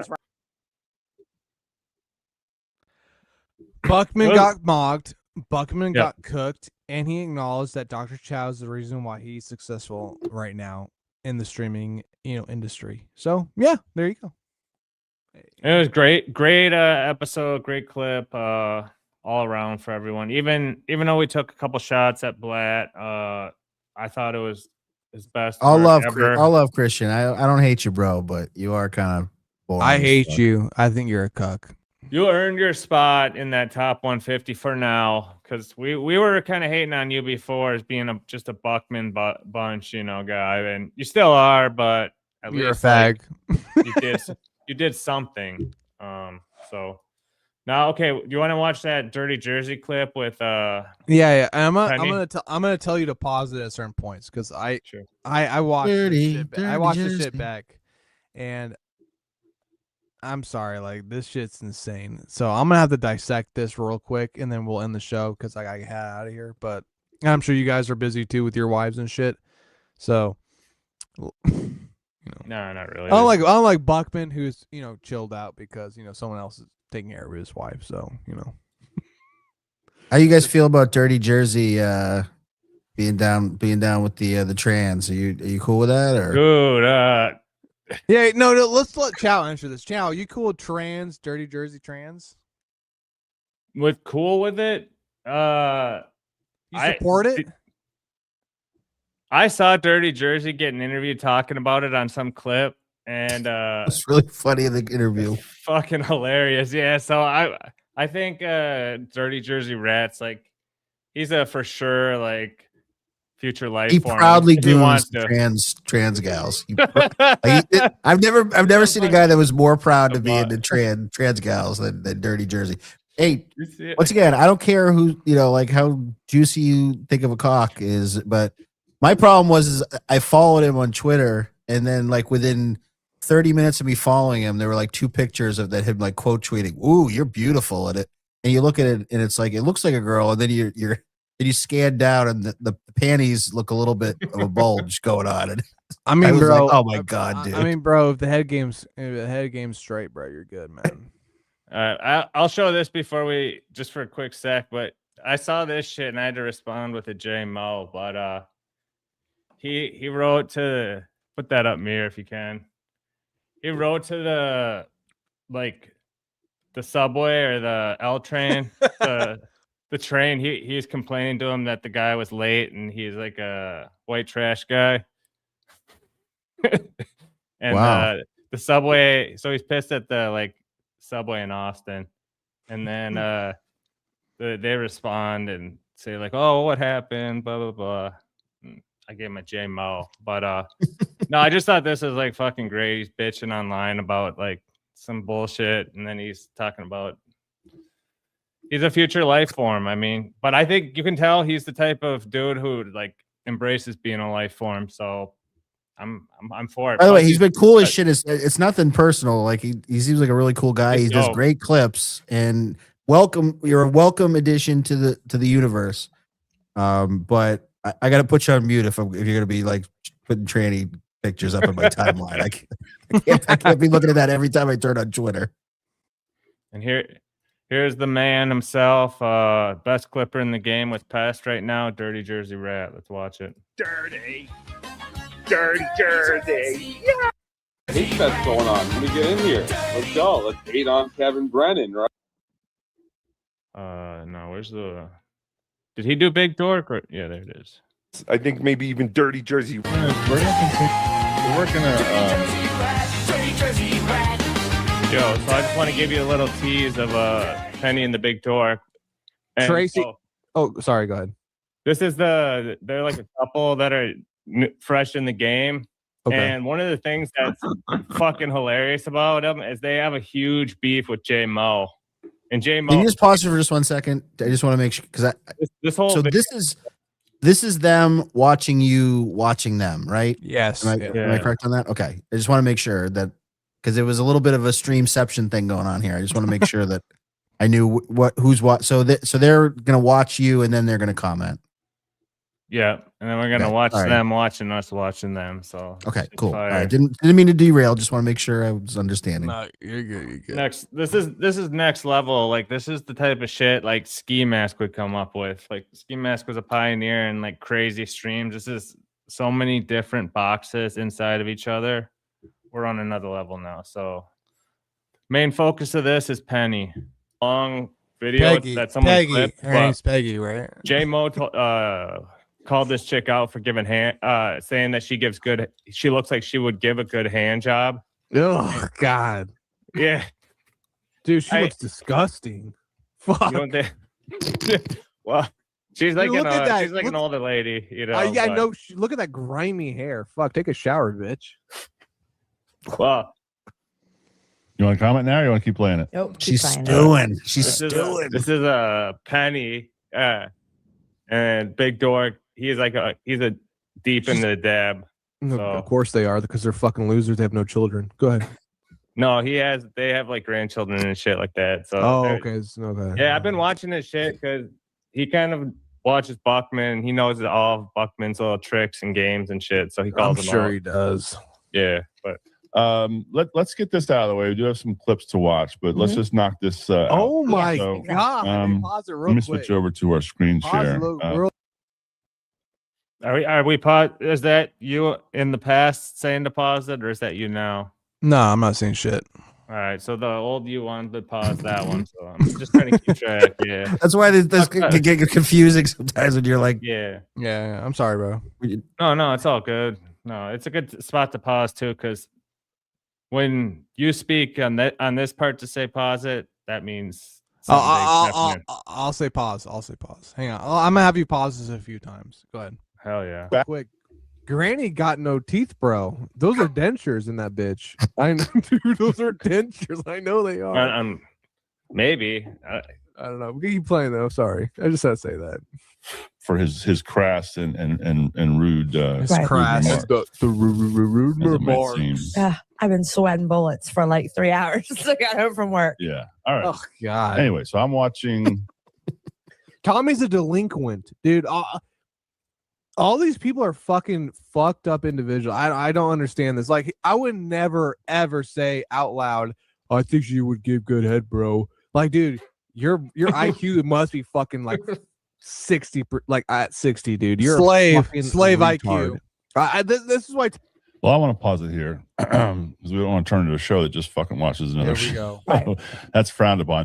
I just want to understand real quick. To me, it sounded like Lil Mir mistook the comments that were given as to be given by Tommy. Like he thought Tommy said them. Right. Tommy came in to kind of defend a little bit and say, "What the fuck are you doing?" Right. And then Lil Mir's like, "This is very confusing to me. whether It's Lil not Mir that confusing. realized, I mistook. it was JMO that said it. By the way, the or not. comments for are commies. hilarious, and they're scrolling on the screen too. If you read them, as they're I coming know. by. I've read them. Yeah, it's hilarious. But about that part where you started going off on Tojo instead of J Mo, you got to realize J Mo is like one of our main soldiers. So we're always gonna go. We've got J Mo is like, you know, he's part of the army. So yeah, like and Tommy needs to be told that he's a delinquent. He is a delinquent either way. I would not say the same thing. It doesn't towards matter. J-Mo. Like, dude, you're a delinquent. You're a fucked up individual, and I think you're sad. You're fat as fuck, and you should probably hit the gym, man. You're low IQ. Him being there and in that whole HJ, talk. That's why, like he's a J-Mo hits his gym. J-Mo, wants J-Mo to be was a better person. And J-Mo was just, joking around. Like he was trying to do comedy. That's what J-Mo does. He's into like gesturing, so gesture maxing, yeah. But go ahead, keep on this shit. Somebody said in the chat here that Little Mir gets drunk and becomes totally borderline personality. So that might be a little bit of that because the Twisted Teaser is just going down one after the other, right? Cheers. All right, so it's like red I wine want tonight, everybody though, right? to comment, and I want you to read their comments. Merlot. And I'm going to say what I think. Nice. Yes, sir. Okay. Well, that's not how it works. Pause it right there. Okay. Pause it right So there. here's Pause what it I'm right saying. there. Pause it. Pause First it. off, Pause it. Lil Pause Mir, it. Pause it. Pause it. Pause as it. you went Pause it. Pause that shit. You hear that shit right there? She says, "I'm gonna wait till everyone chats in the chat, and then I'm gonna make my decision." He says, "No. Just make your decision." Yeah, bitch. Make your decision right off the bat. If you feel a certain way and you feel like you need to like speak on something, and you feel vindictive towards what you want to say, then just say it. Why do you need people to say something in the chat beforehand to help solidify and help push your narrative?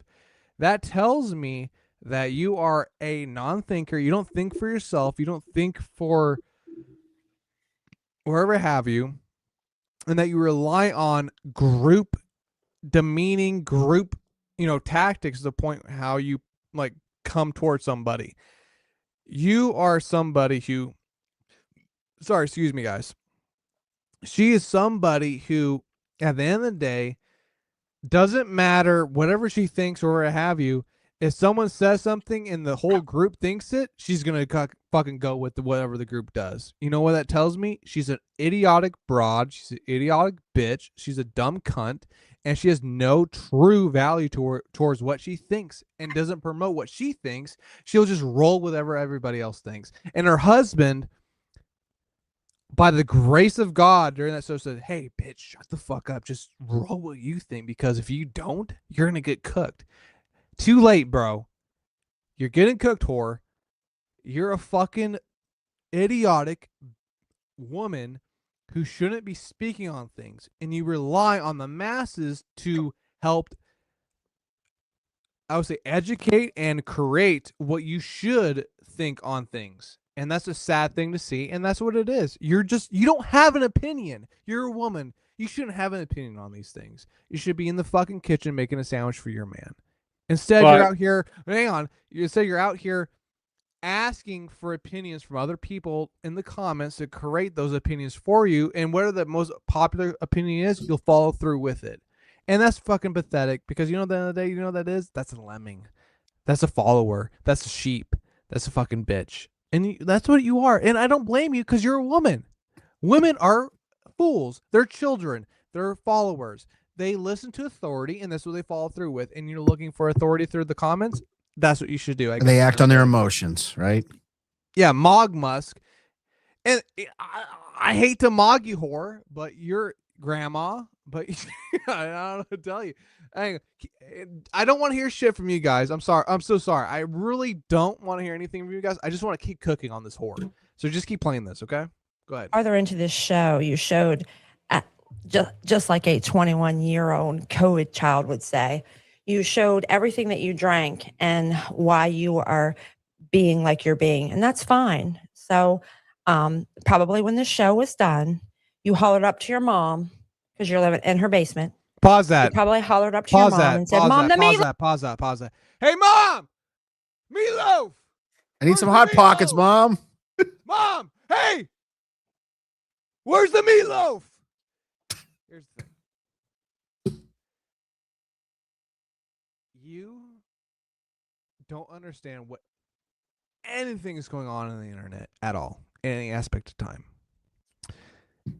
I am telling you as a man, and I hope your husband one day becomes a man enough to tell you to shut the fuck up and stop streaming, that you need to understand that when I give you constructive criticism, and you can take it any way you want, it might be, you know, I would say a little on the ruder side, you know, whatever have you, but at the end of the day, what I'm speaking is facts. You should not be streaming. You should be baking cookies, making, knitting sweaters, planning the next bar mitzvah for your fucking family, whatever have you. You need to not stream. Go get your fucking teeth fixed. Go get your dentures, realigned. Do whatever you need to do, sweetheart. But you should not be streaming with your man. I'm being honest with you because you can't handle it. And as we go through this, we're going to see more of it because you're truly a sad, insecure woman who needs to flex on the internet. And I'm being honest with you. I'm not even being like mean here. I'm being honest with you. When you women do these things, you are fuck. I hate to say this because I like Darren. Is his name Darren? Yes. Big dork. Yeah, Darren. Yeah, Darren. And I hate to say this about Darren because, like, I think Darren seems like a cool guy, and I think he's taking this out on you. That's why he's promoting you on the show, because he hates you so much that I really think of that. He wants other people to hate on you. That's why he does this show. That you don't understand that people online don't give a fuck if they know you or not. They're just going to shit on you either way. And then when you react this way and your man has you on camera saying the things that you said and doesn't just say, let's delete this shit. Oh, holy fuck, not even delete this shit. You shouldn't even be on stream. And he doesn't do that, but encourages it or just says, you know what? Hey, you need to watch what you say. He's a cuck and he's passive aggressively using you to get back at you. I'm being honest here.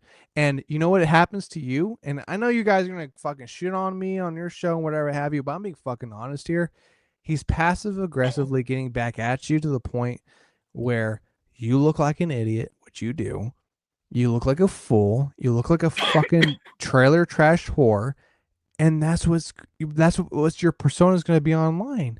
And it's sad to see. And I hate to see that happen with a man who is encouraging his female to be on stream with him when he knows she's unstable, she's emotionally unregulated, and he can't control her to a certain extent. And it's sad to see. Go, keep playing, Chow. Let's keep going through this shit.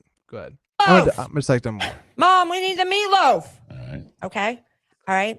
The whole fact that you thought I needed to take a shower and my hair was greasy from what 0.3 seconds of a picture that you saw of me that actually had it's screen a joke. down It's the a line. joke. It's a joke. Okay. Once again, it's the internet. And what you say on the internet is forever. So you know what?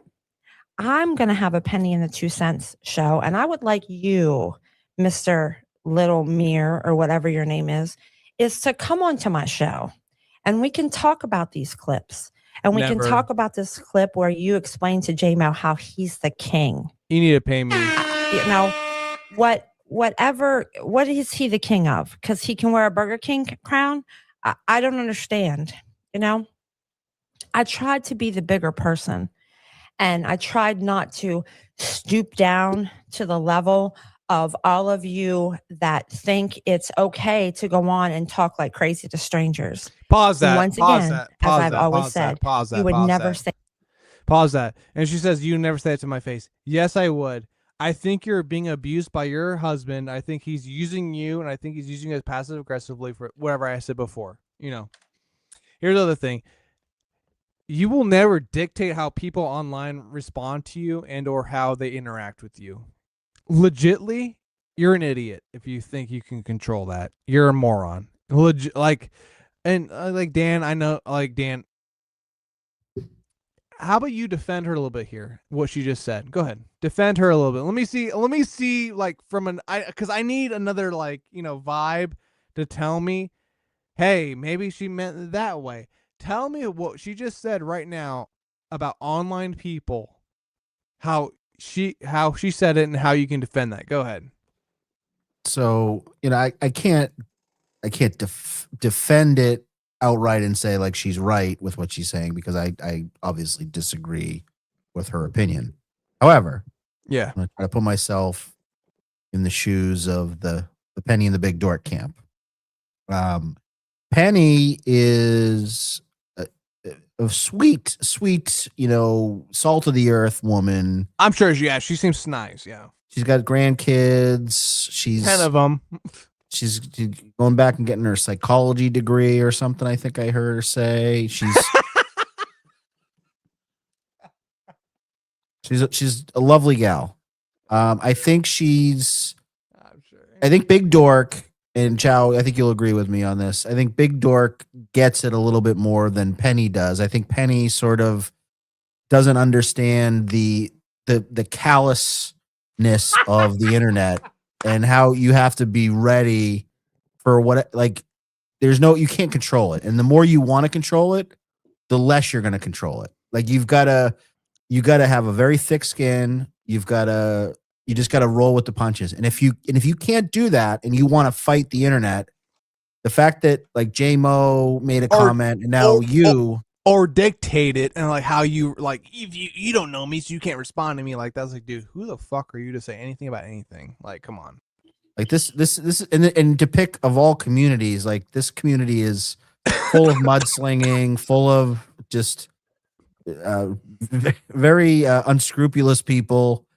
You're not going to get treated like a queen here. If that's what if you're looking for the red carpet to go out and for everyone to be polite and nice to you and chivalrous, like I try to be that way for newcomer people. And I've tried to be nice to them and I will continue to do that because I want them to feel like they have a nice community that they can be part of. But I can't protect you either, Penny. Like you have to know that. And Darren, I think at some point, and anyone that knows me, I've said this a million times. I always tell people, don't bring your significant other into this fucking world. Yep. Don't do it. Don't have her as a co-host. Don't. If you are a good significant other, you will keep your lady out of this fucking world, because nothing really good comes from it. But they're sweet people. I like them. I like Penny, and she's getting a crash course in what happens when you fuck with some bad motherfuckers out there, and you guys aren't even going hard on her. You're not even going hard on her. I'm being nice. Like, dude, I'm not like J-Mo who says you need to suck my cock until your lips bleed. I don't care.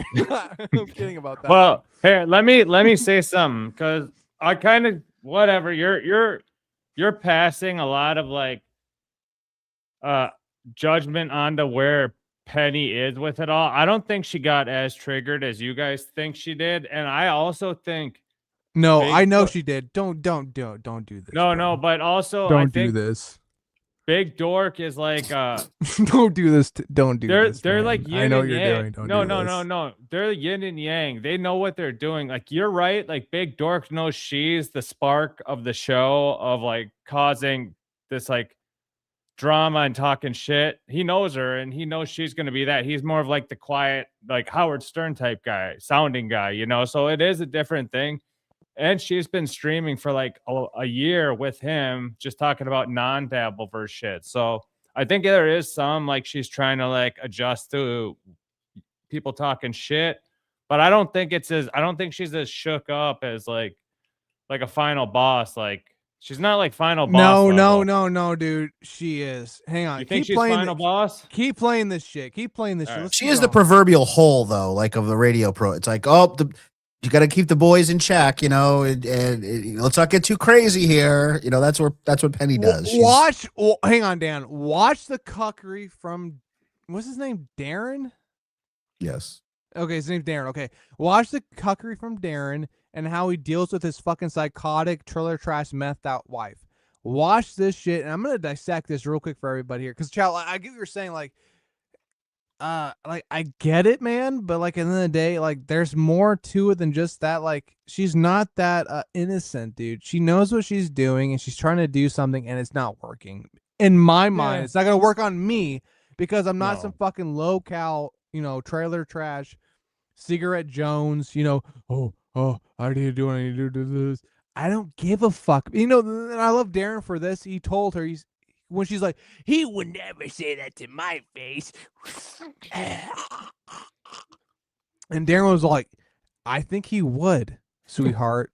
He's like trying to I think he would maybe. You know what, whore? I would.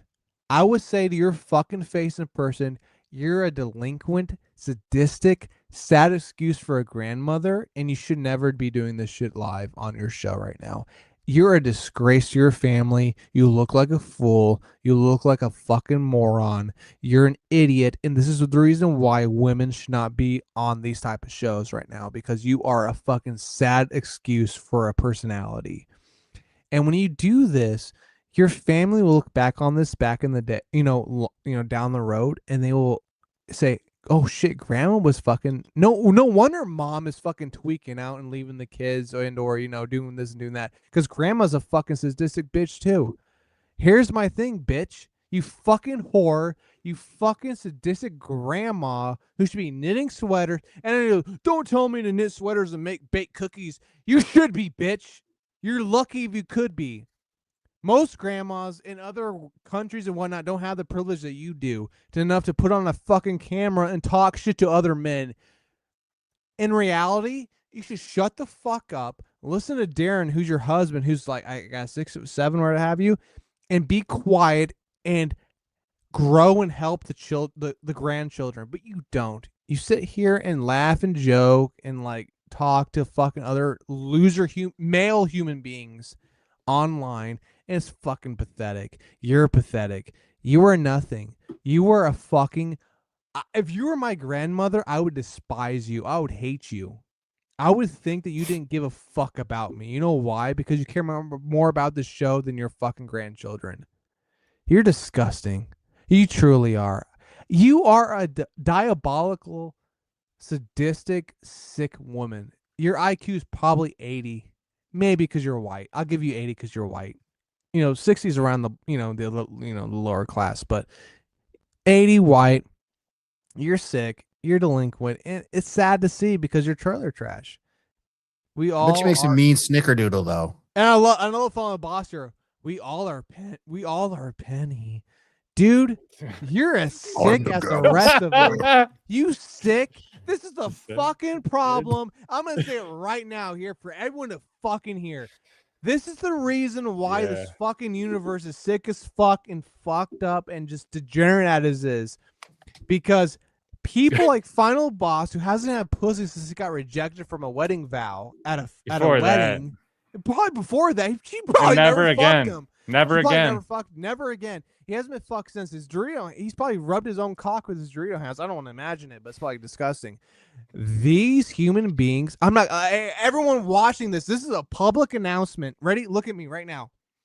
These human beings who are commenting, promoting themselves, and are emotionally lashing, and here's the key word. It's okay to do a show. I get it. Dr. Chow, Dan, and I do shows. But here's the thing.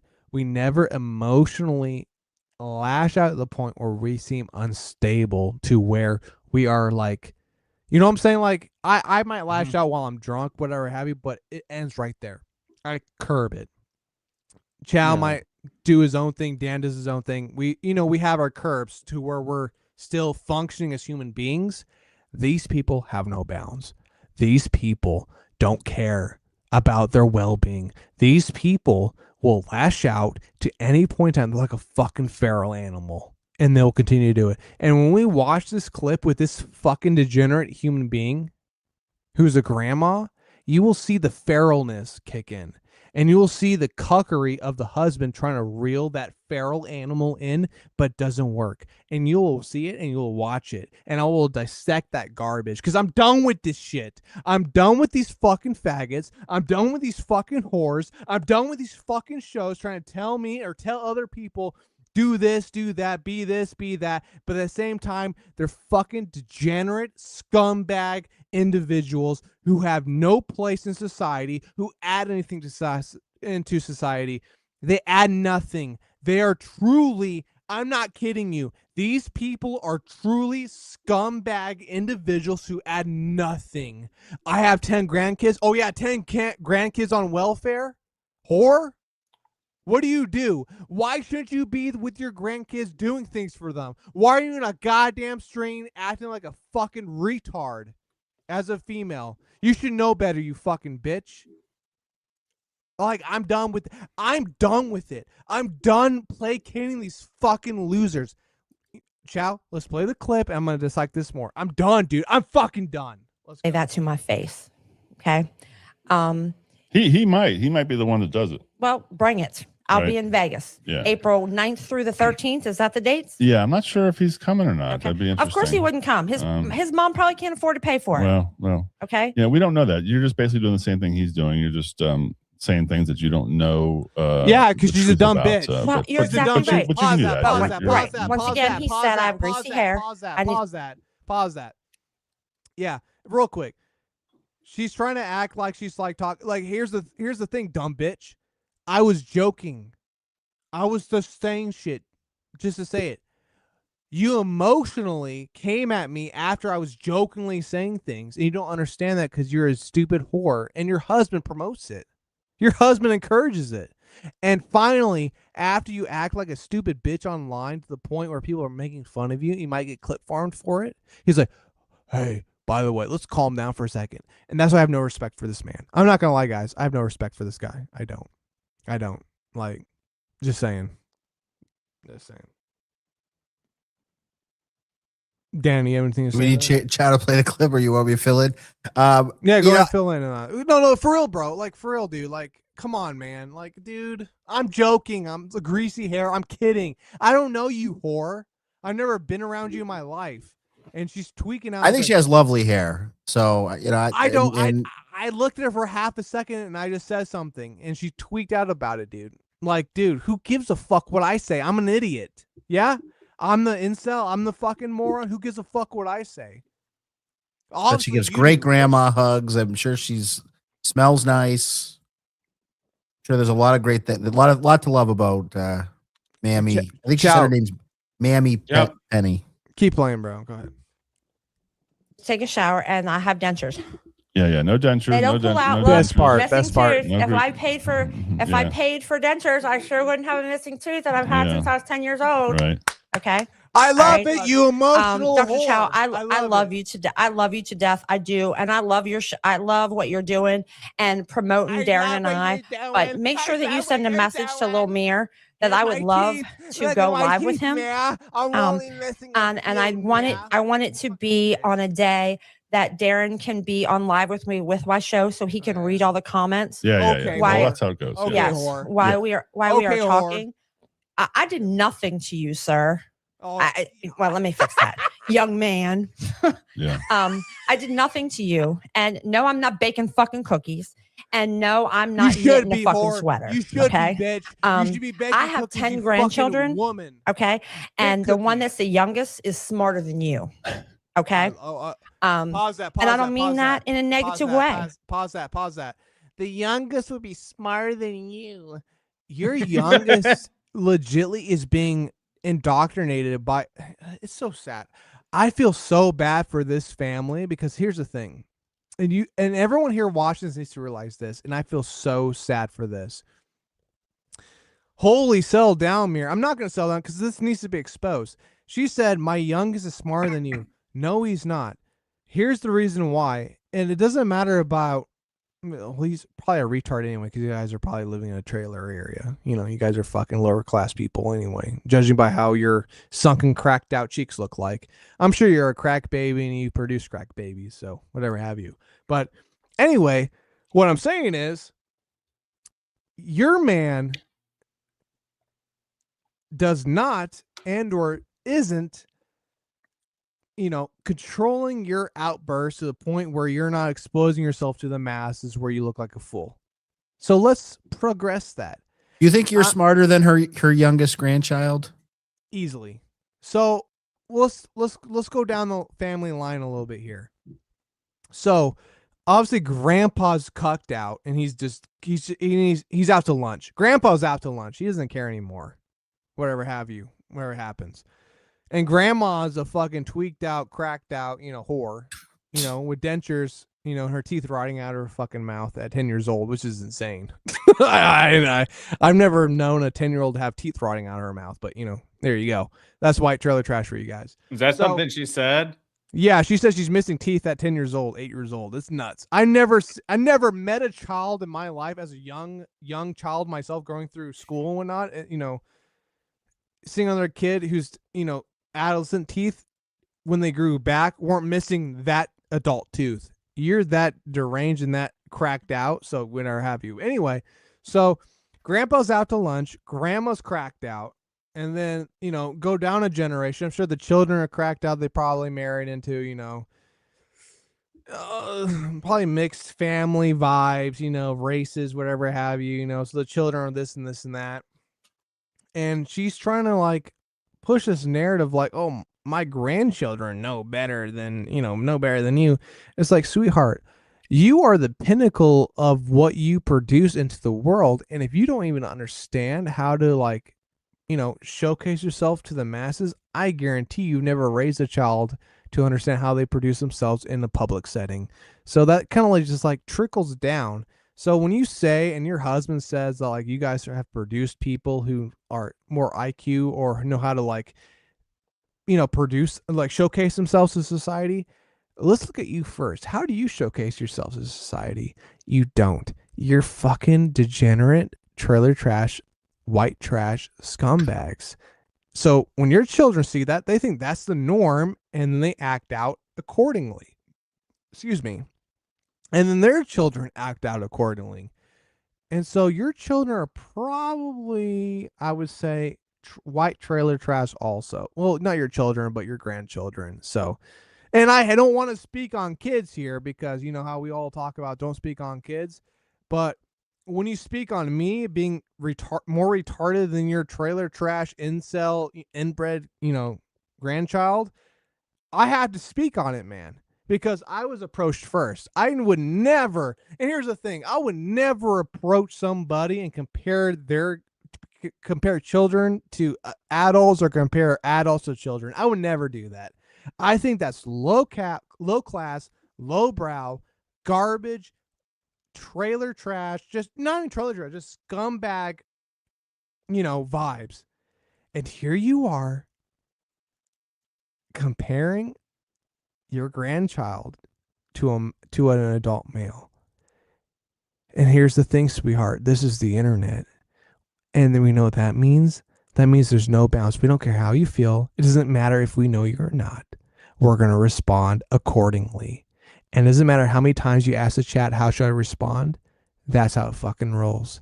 So hopefully your cucked out husband tells you, hey, maybe you should fucking shut up and stop talking out of your fucking ass. Because you seem like an idiot. And you are. You're a dumb bitch who shouldn't have a voice right now. You should be fucking shutting the fuck up. For real. Shut the fuck up. You dumb fucking bitch. You are retarded. You are stupid, and you're emotionally inept. And it's sad. You should shut the fuck up. Keep playing this shit, bro. I'm about to dive in deeper. You may take it in a negative way, but you know what? You reap what you fucking sow. Okay. So don't talk about somebody that you don't fucking know. Okay. And if you are going to talk about them, maybe ask a question. Well, it's kind of how the internet works. I get how the internet works, and I get how the Dabbleverse works. You don't know people what? What to talk about. Exactly. If he would have popped into one of our shows and saw me and thought, oh, she's a fat, old, ugly, she ought to be baking cookies, and that's different. He never saw me until 3 seconds into that video. Right. So you know what? Fuck off. Well, we don't I challenge you to come to my show. Look at him trying to and have a conversation with me. A conversation, not a drinking challenge. Because if you're going to have a drinking challenge, I'm sure to God I'll put you in your place. Right. Okay, I'm sure to God I'll put you in your place. But come on to my show. I don't want to listen to all of your. Are you gonna take her up on this challenge, Mir? No, I will not. I only drink horror when I'm on a show. Other than that, I don't really. I don't drink at all. It's hilarious. I only drink when I'm on the show because I like to get fucked up and act crazy. And that shows you my tolerance level because I'm out of my fucking mind during the show. She's like, if you want to run a fucking show, I'll drink you under the table. Hey, for real? I'm giving you advice here, sweetheart. Okay, sweetheart. I'm so sorry to call you sweetheart because you're so fucking disgusting visually. But sweetheart, you need to stop. Your husband. Just play the video, bro. It's so nuts. This guy's allowing his wife to act like what a are those fool. Urban Dictionary things? What are those words we looked up? I forgot. Chester Maxim? Yeah. All the kids. Fuck you what the and your kids are Urban saying. Dictionary the shit. mogging and the gesture gooning. Exactly. All that crazy shit. Yeah. Yeah, we have to look it up, by the way, because we are what are we, Gen Xers? And he's yes. I looked it up actually. He's what they Gen call Z. we're Gen Xers. Gen X. Okay. He is what they call a zillennial. He's on the cusp of, I believe, on the cusp of millennials he's on the and cusp Gen of millennial Zs. and Gen Alpha. Gen Zs. No, Gen Z. I'm sorry. Gen Zs and millennials are zillennials, is what he is. So he's almost a good 30 years younger. He's younger than our kids. Chow is clipping this for next Mir show. Absolutely. Good. We wouldn't expect anything different. Absolutely. And I'm sure Mir will lash out at us and call us some fags and call us trans. No, we're old and we're It's trans deeper than and that. we're fags and we don't have any kids. And I No, have it's fake deeper teeth than and my hair is greasy. Yeah, which is why you don't it's have to deeper than point that. it out. We know it's not. Yeah, which is he's like, why hey, he and hang on, J-Mo whore. get to Like, get calm along down. so Exactly. good because they're birds of a feather and Birds of a feather flock together. they fuck Yes. together, yeah, or flock, yeah, one of the two. Okay, but one thing I do want to say, One thing I want to say, who don't understand why I reacted to what J-Mo said and why I reacted. If you would have followed us way back when we first started, you'd know exactly why I reacted the way that I reacted. Take your evening, take tomorrow morning before you go to work, and go back and watch the original Penny and the Big Dork, and you may get an answer. Right. Mir and Chow Megan answer. She's such a cunt. She's such a You gotta be an old Penny in the Dork Mir head. and to Chow know are what's going on. unwatchable in my Pause this. This bitch is such a cunt, dude. You Megan answer. Dude, you're such a delinquent cunt. You know that? You're so disgusting. Look at you. You literally look cracked out. You're such a cunt. I feel so sorry for the guy who bred babies into you, like who made babies with you. You're such a cunt. No wonder he loves it when you get roasted online and you get exposed for being such a delinquent bitch. Did you know wonder that he they have laughs. Mira, did you know that they have like the Brady Bunch thing? Like she had kids with another guy and he had kids with another woman, and they brought them together, and it's kind of like a Oh, no way. So a melded family. So you're telling me her rashed out, cracked out, broken pussy didn't birth 10 kids? Well, I think a lot of the grandkids are his. I don't know the whole thing. Like they both have kids and they both have grandkids, but I don't know that he ever put a baby inside of her. What is he doing? He's such a cool, chill guy. I mean, yeah, he's just kind of cucked, so maybe he can't like really pull good. Oh my god, dude. Yo. Hey. Man. I gotta say this just for the record, man. I pray for you. And I'm sorry that you don't know your own worth. That you had to sell yourself for this cracked out fucking bitch. I'm sorry, dude. Like for real. I'm not even kidding at this point. Like as like a showman or like as a show. Like Darren. I'm sorry personally as a man that you settled for this fucking whore. And I'm not kidding. You see, she looks like the girl on Instagram where she like looks cracked out, then puts makeup on and looks like a 10. Is that what happened to you? Like, this is what's happening right now. And how she acts and how she behaves and how you encourage her to behave this way tells me you don't give a fuck about her. You like it when she gets roasted. You know why? Because you hate this fucking bitch. You hate her deep down. Even though you guys probably argue, you know, and she talks shit back to you in person, which she shouldn't do. I'm sure she sasses you in public personally. and talks back to you, you love it that you have an outlet where she is getting roasted by men who tells her she's a fucking loser. I'm sure you love it.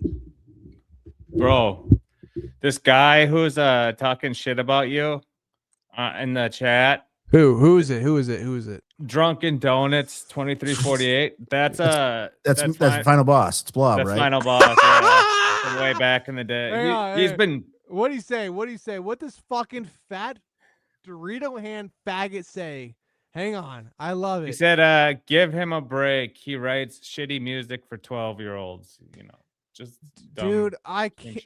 Like I said I'm before, the guys. damn destroyer. I'm the final boss. I'll say it again. I'm guys. Drunken Donuts. I love how Mur believes it. I know. I believe it, man. I'm killing it, dude. Either way, dude. It's even funnier, dude.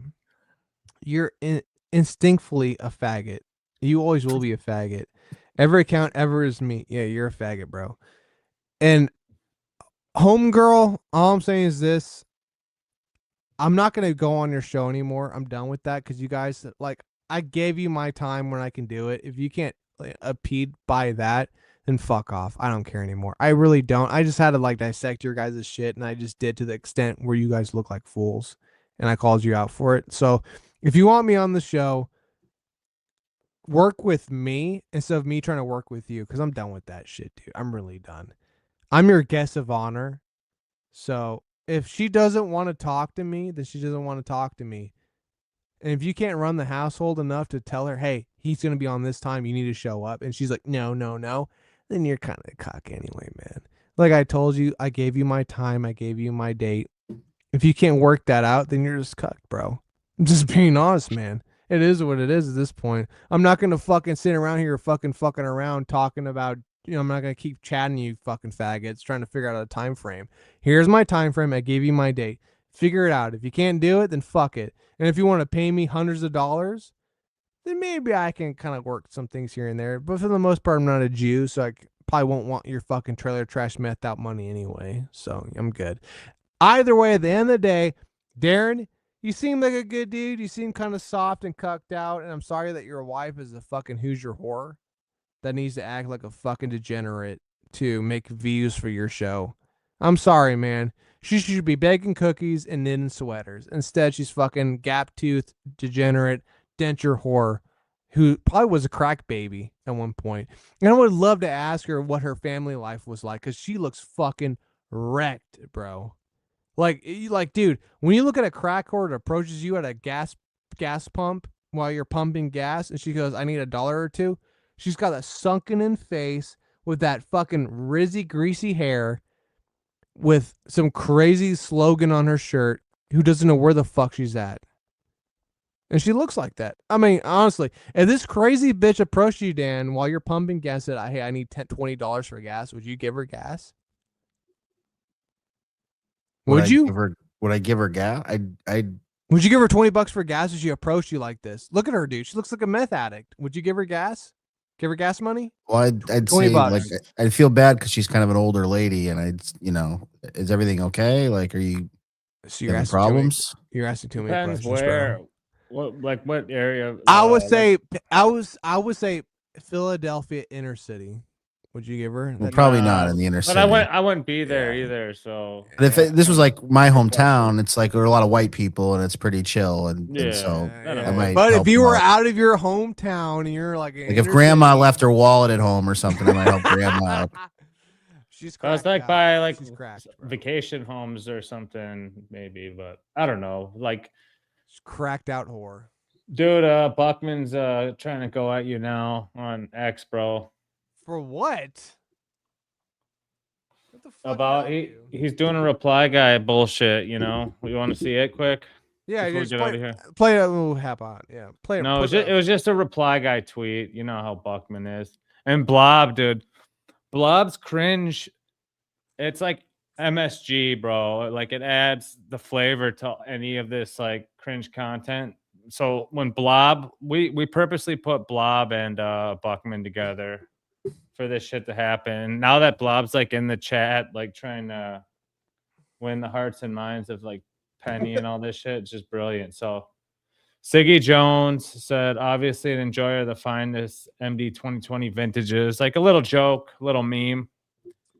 And Buckman says, don't tell him MD 2020 is kosher. Which it just shows Buckman is just he's Buckman's greatest talent is he's nothing. He sucks. Like Joe. Hang on, here's something from Final Boss, bro. I'll let Mir call me a faggot all day because at least he doesn't hide from me. Chow, any response? The Final Boss blocking thing is all because he blocked me first because I was putting that that might smash Mazzy thing. I was posting it on all he's shit. he's still burnt on that then. Okay, dude, you're a faggot then. Dude, you're actually a faggot. You're still burnt. He's blocked me on all of his like YouTube accounts, so I can't see him in chats. He's blocked me on X, so I don't know why he's so caught up on it. Because on X, you can just go and look at the person's shit if you want. But yeah, I got your dude. Final Boss, dude, go jerk off to fucking Peggy, okay, or Penny, where the fuck that horse name? You is. blocked me. No, you blocked me. Replying to me. You can't reply. Yeah, that was hilarious. Hey, Final Boss, how's things with Icelander going? How's things with Ice Dancer going? How's the how the video game streams going, bro? She feeling your vibes? Lean. Final Boss, when this is all said and done, I'll have lots Dude, of he's leans on you. tweaking. He's so Everything- tweaking. Coward. I'm the devil destroyer. You're coward, and I'm gonna take you out. I'm done, guys. I'm done with these fucking facts. I'm cooked for tonight. I'm done. Yeah, She's ready. J-Mo, hey J-Mo, real quick before we head out of here, guys. J-Mo, you did J-Mo. nothing wrong, dude. You're a fucking king. You mocked that fucking stupid whore and her cucked out husband. Love you, buddy. Peace. Till next time. Peace. Peace, guys.